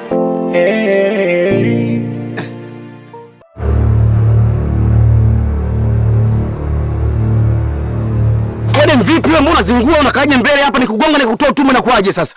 Wataka unitie kesi mimi hapa wewe? Hebu toka hapo mbele nipite. Tena koma na tuheshimiane, mwana haramu mkubwa wewe. Hivi ulijiona mjanja sana, si ndio? Ukahama na kijiwe mwenyewe unanikimbia. Na leo tumekutana hapa, ama zako ama zangu, huendi kokote baba. Njaa? Wewe demu na kichaa Hai, unanitangazia njaa mimi babako? Sikia nikwambie, mimi sio shirika la msaada la kunitangazia dhiki na njaa kila wakati. Naomba unipishe, nipite niondoke zangu. Sikiza nikwambie, mimi sina ziki na wewe sio babangu mpaka nikutangazie njaa kama ulivyosema. Pia sina shida ndogo ndogo za kukosa chakula. Umeelewa? Sijui unaniona mwenyewe hivi mimi wa kukosa chakula? Baba, Unajua demi sikuelewi. Nimesha kusikiza muda mrefu, unapiga tumbo tu. Unataka nini? Nimesha kwambia kama pesa, mimi sina pesa na siwezi kuhudumia dhiki zako dada. Naomba unipishe niondoke, usiniharibie siku yangu ya leo. Sikiza nikwambie wewe mwana haramu. Kilichonifanya nikutafute wewe, sawa? Baba, ulichokipanda tayari kishaota. Upo? Kwa hiyo ninachokitaka ni hichi kimoja. Wala sitaki tuzunguke sana. Naomba pesa, nataka niende nikatoe. Kwa sababu kuzaa sio lengo langu, bado nina malengo yangu mengi ya kufanya. Pia wewe sio mwanaume wa future yangu wa kuzaa na wewe. Upo? Pesa. Kumbe ni hilo. Mimba. Mimi ni kawaida yangu hiyo dada.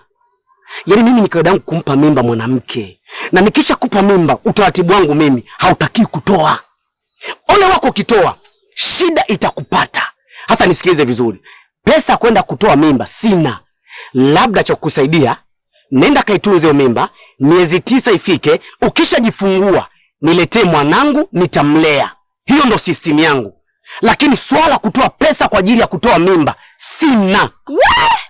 Kumbe unijui vizuri Kwa hiyo ulivyokuwa unanibinua unanibadilisha style, ulikuwa unategemea nini? Baba ndo ishaingia na mimi nataka kuitoa. Siko tayari kuzaa na mtu mbovu kama wewe. Na leo huendi popote, na kama huamini nitakujazia watu sasa hivi hapa. Wewe mwanamke, msimamo wangu mimi uko pale pale. Huwa sitoi pesa kwa ajili ya kwenda kuua kiumbe changu au damu yangu.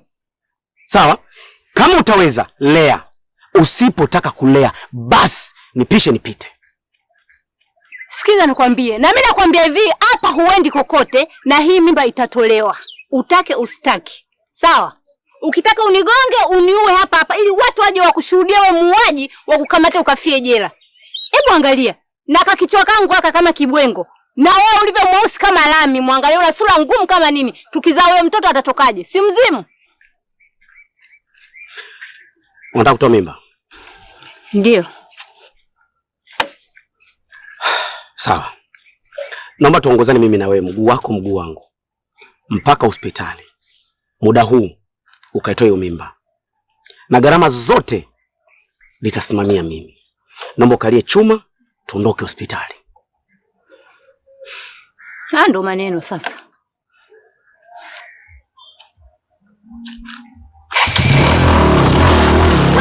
Kabumba! Mpumbavu mshenzi! Nakwambia utaona, nitakuonyesha Kabumba. Hii ndo dunia bwana. Nikisema nikupe hiki kichwa huwezi beba, takufa kwa mawazo. Jamani msione nalewa, ndio maana nalewa.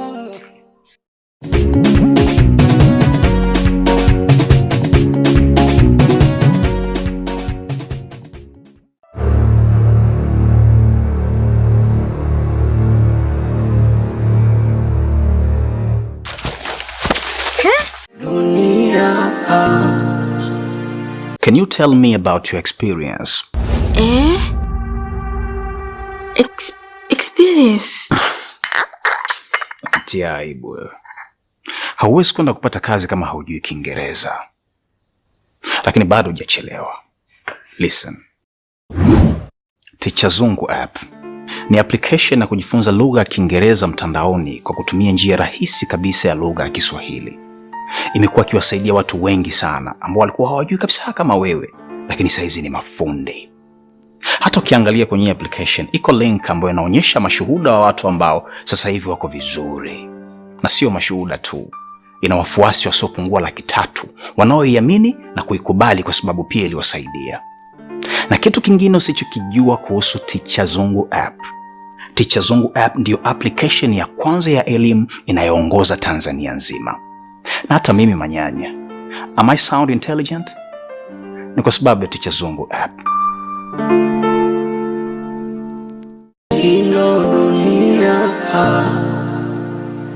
Wewe kaka vipi? Umetumwa? Samahani dadangu. Haikuwa kusudio langu kabisa mimi kukushika wewe, sawa? Mimi kuna mtu anafanana naye anaitwa Cindy. Yaani nywele zake anavokata na nyuma hivyo anavotingisha vile vile yani. Dada. Samahani. Unajua mimi hivi nilivyo ni mume wa mtu, sione hivi. Mimi na mwanamke wangu mzuri sana kuliko wanawake wote duniani. Anaitwa Cindy Kakolanya. Ni mwanamke ambaye tuko tunaishi wote, tunakula, tunaenjoy, tunajilamba, tunaishi kizungu. Sasa mimi sio kuna kosa gani ambalo nimelifanya? Anashangaa tu, anataka talaka aondoke zake. Mimi ananumiza sana moyo mimi. Nampenda sana Cindy. Yaani hivi unavyoniona mimi nipo namtafuta Cindy wangu. Si utakuwa umenionea. Wewe kaka, simjui Cindy, unanichelewesha. Basi dadangu samahani mara mwisho. Unajua dadangu, mapenzi yanaumiza sana. Mapenzi yanatesa sana moyo wangu. Mimi Cindy nampenda sana, nampenda popote alipo. Au mwambieni aje basi arudi nyumbani.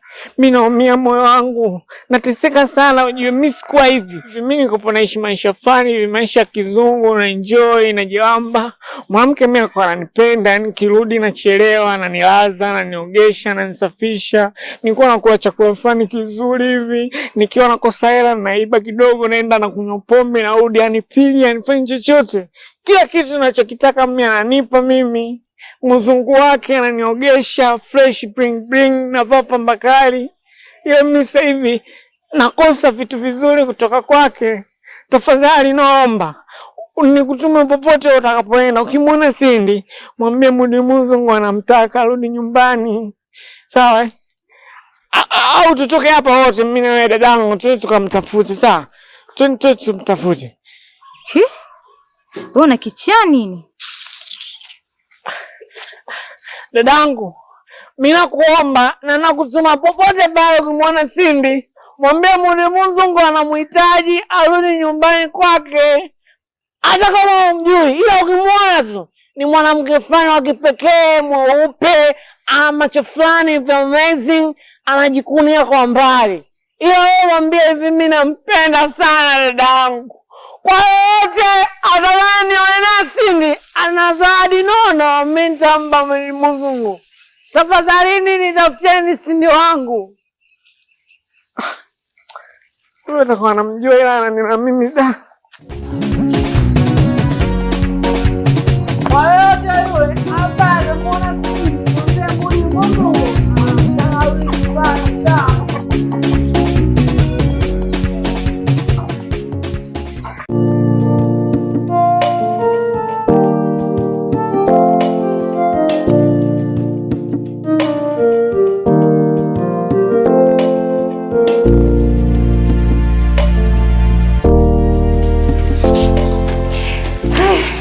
Misi.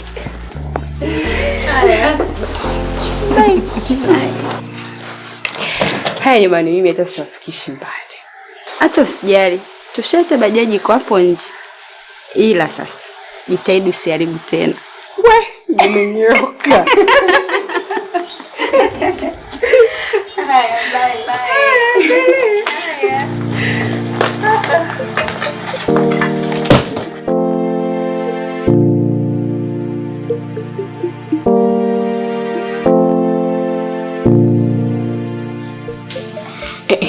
Sweetheart, unaenda wapi? Naenda kufanya shopping wife. Undani vitu vyote vimeisha.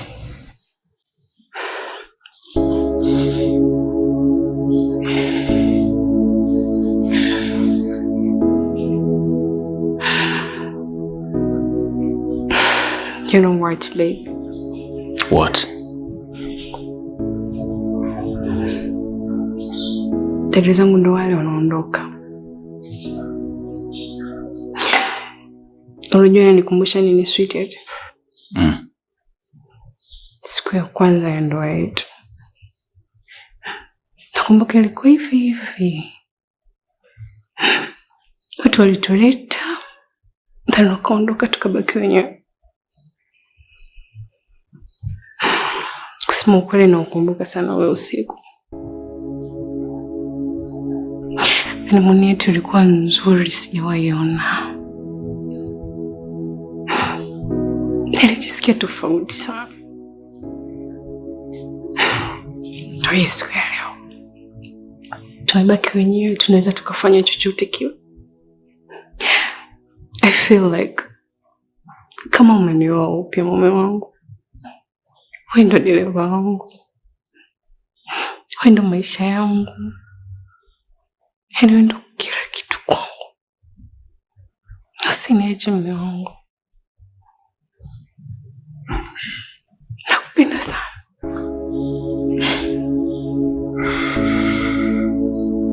Thank you. And I love you back. You know what, babe? Yes. Nimemiss ile sauti yako ile. Unanitaga wife. Come on. Listen. Choma ndani. Sasa leo iko tofauti kidogo. Husband? Yes. Choma ndani. Come on. Naenda kufanya shopping, mami. Husband. Choma ndani. Mimi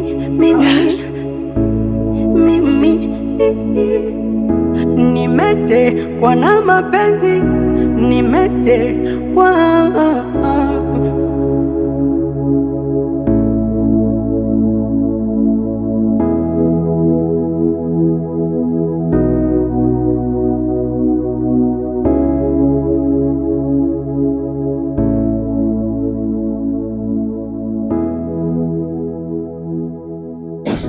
Wifi, lile jambo letu sasa linaenda kuisha. Pita zangu nimeelekezwa hapo, hata sio mbali. Kuna mtaalamu, tena mtaalamu mzuri kweli kweli yani. Yaani ninachokuomba hapa, muandae binti tuondoke. Maana harakati zote za shule ndio leo. Haya mambo ya aibu mimi siyataki mwenzio. Ili akishakuwa sawa, ampigie bwana wake, aje hapa, jambo letu liishe.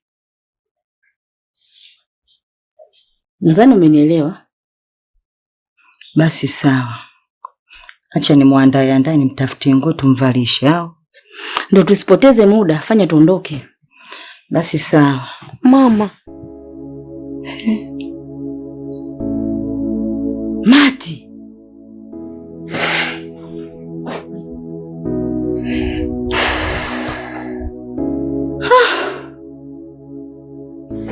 Asante Mungu. Ni bora tu ulivyoongea. Chukua simu yako, hebu toa hiyo password yako, mpigie mwanamume wako. Ili tutakapoenda kwa huyo mtaalamu, tujue nini kinachoendelea. Maana kila mtu hapo nje anajua leo ndio shughuli yako. Sasa mimi sitaki aibu. Sawa? Mfanye hivyo basi. Shangazi, hii shule haiwezi kufanyika tena. Unasemaje Mati?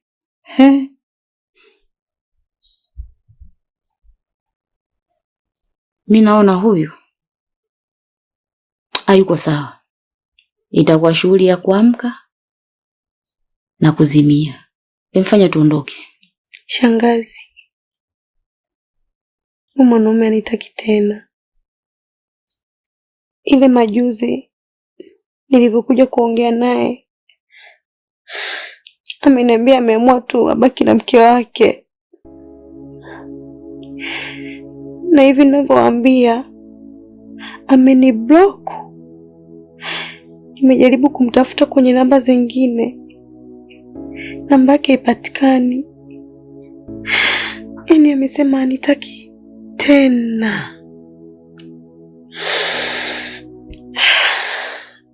Kwa hiyo shangazi, waambie watu waondoke. Hii shughuli haipo tena. Unasemaje Mati? Hii ndo dunia bwana. Nikisema nikupe hiki kichwa huwezi beba, takufa kwa mawazo. Mati, sioni nalewa, ndio maana nalewa. Sinywi mitungi kwa sifa, yanayonifelisha ndo chanzo. Kurudio munachelewa, nyamuwezi elewa. Nimeoza ndani kwa ndani, natembea ingali nimekufa. Mawazo yameniweka mtu kati, kujiongoza siwezi, bora tange kwa ndege angani. Can you tell me about your experience? Experience? Tia aibu. Hauwezi kwenda kupata kazi kama haujui Kiingereza. Lakini bado hujachelewa. Listen. GACHAGUA app ni application ya kujifunza lugha ya Kiingereza mtandaoni kwa kutumia njia rahisi kabisa ya lugha ya Kiswahili. Imekuwa ikiwasaidia watu wengi sana ambao walikuwa hawajui kabisa kama wewe, lakini saizi ni mafundi. Hata ukiangalia kwenye application iko link ambayo inaonyesha mashuhuda wa watu ambao sasa hivi wako vizuri. Na sio mashuhuda tu, ina wafuasi wasiopungua 300,000 wanaoiamini na kuikubali kwa sababu pia iliwasaidia. Na kitu kingine usichokijua kuhusu GACHAGUA app. GACHAGUA app ndio application ya kwanza ya elimu inayoongoza Tanzania nzima. Na hata mimi manyanya, am I sound intelligent? Ni kwa sababu ya GACHAGUA app.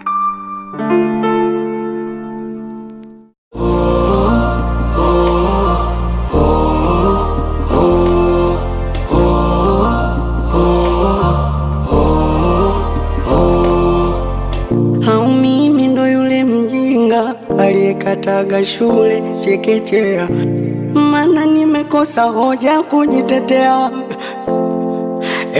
Inanikunja inanipinda pinda dunia, tofauti na mama alivyonilea, maana nimekosa nguvu kujitetea. Nimeoza ndani kwa ndani, natembea ingali nimekufa. Mawazo yameniweka mtu kati, kujiongoza siwezi, bora tange kwa ndege angani. Kwa mbawa zangu ningeruka, thamani ya utu wangu bei ya chapati. Dunia shule inayofunza mema na mabaya.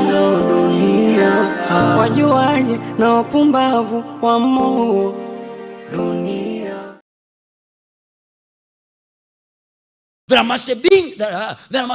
must have been a being for the spirit to function in. Otherwise, roho ni kama upepo. In fact, the original rendering of the word spirit is pneuma, which means a wind. Now you cannot see a wind, and I think that's why Jesus is coming later and saying, mtu wa rohoni ni kama upepo. Ni ngumu kujua atokako, ni ngumu kujua aendako. Lakini mwasikia ukivuma. Yes. Na mwaziona ishara zake. Yes. Bwana asifiwe. Amen. Bwana asifiwe. Amen. So by this we come to this conclusion that heaven is the home of spirits. When men die on earth, their bodies go to the soil. Their souls stays in abyss or in a paradise or in a place where they are waiting for the judgment. Because souls has intent. soul, nafsi ilikuwa ina utashi. Nafsi ndio ilikuwa inabeba maamuzi. Nafsi inabeba hisia. Nafsi inabeba kila kitu. Nafsi inabeba kwa nini ulisuka msuko uliosuka. Nafsi inabeba kwa nini ulienda ulikoenda. Kwa anahukumiwa aliyeamua, which is the soul. And then spirit goes back to the owner. Because God is the father of all spirits, including mine, including yours. Bwana asifiwe sana. Amen. Bwana asifiwe sana. Amen. So spirits will never be judged. Because spirits belong to God. That's why mtu asiye na Mungu anahesabiwa kuwa amekufa. Because spirit can only be alive when God sits on it. Otherwise utakuwa na function tu na soul. Na kwa sababu na function na soul na function na hisia, you are led by the flesh. Whatever that your soul leads you do. Kwa ndio maana, kwa sababu sisi wote tuna roho, ndio maana tunasema hivi, lazima watu waokolewe. Tunasema hivi, ita watu waokoke, watu wamjue Yesu. Ndio maana tunahubiri. Kwa nini? Kwa sababu ndani ya kila mwanadamu kuna kiti cha Mungu. So God is fighting to get a place where to stay. Yes. Why? Because spirits are in there. Na ndio maana wakifa katika dhambi zao, roho zinamrudia Muumba. Inakuwa ni roho ilikaa duniani lakini haikufanya chochote. Why? God was not given a chance. It is only when the spirit of the Lord is given a chance in a man, then the spirit of a man will be alive. Ndipo nasema hivi, roho ya Mungu inashuhudia pamoja na roho zetu ya kwamba sisi ni watoto wa Baba. So the spirit of the Father come into our spirits and make our spirits alive. But now, kabla mtu hajaokoka, kabla mtu hajampokea roho wa Mungu, kama mtu hana roho wa Mungu ndani yake, spirit yake inakuwa as though as dead. Though spirits don't die, but inakuwa functionless. Anatembea na limzigo tu la roho. Ndio maana unakuta mtu huko ndani anaweka desire ya kutafuta. Ndio maana kila mwanadamu aliyezaliwa na mwanamke aliyeko duniani anatafuta kitu fulani cha kukiabudu. Kwa sababu kuna kiti cha kiroho kiko huko ndani. Bwana Yesu asifiwe. Amen. Bwana Yesu asifiwe. Na ninakimbia kidogo. Kuna mahali nataka kwenda. Ningekuonyesha evidence zote from the scripture, but I will try my best to paraphrase some scriptures, and then everything that I'm speaking here has its own reference on the scripture. We'll find a day where we'll talk about spirits only. Bwana asifiwe sana. Amen. Now, we have come to a conclusion now kwamba mbingu ni sehemu wanaokaa nini? Roho. Spirits stay there. Spirits stay there. Bwana asifiwe. Mtu na mtu wanaungana. Biblia inasema na tumfanye mtu kwa mfano wetu na kwa sura yetu. Wakatawale samaki wa baharini, ndege wa angani na kila chenye kutambaa kinachotambaa juu ya uso wa nchi. Genesis chapter number 1 verse 26, 27, 28.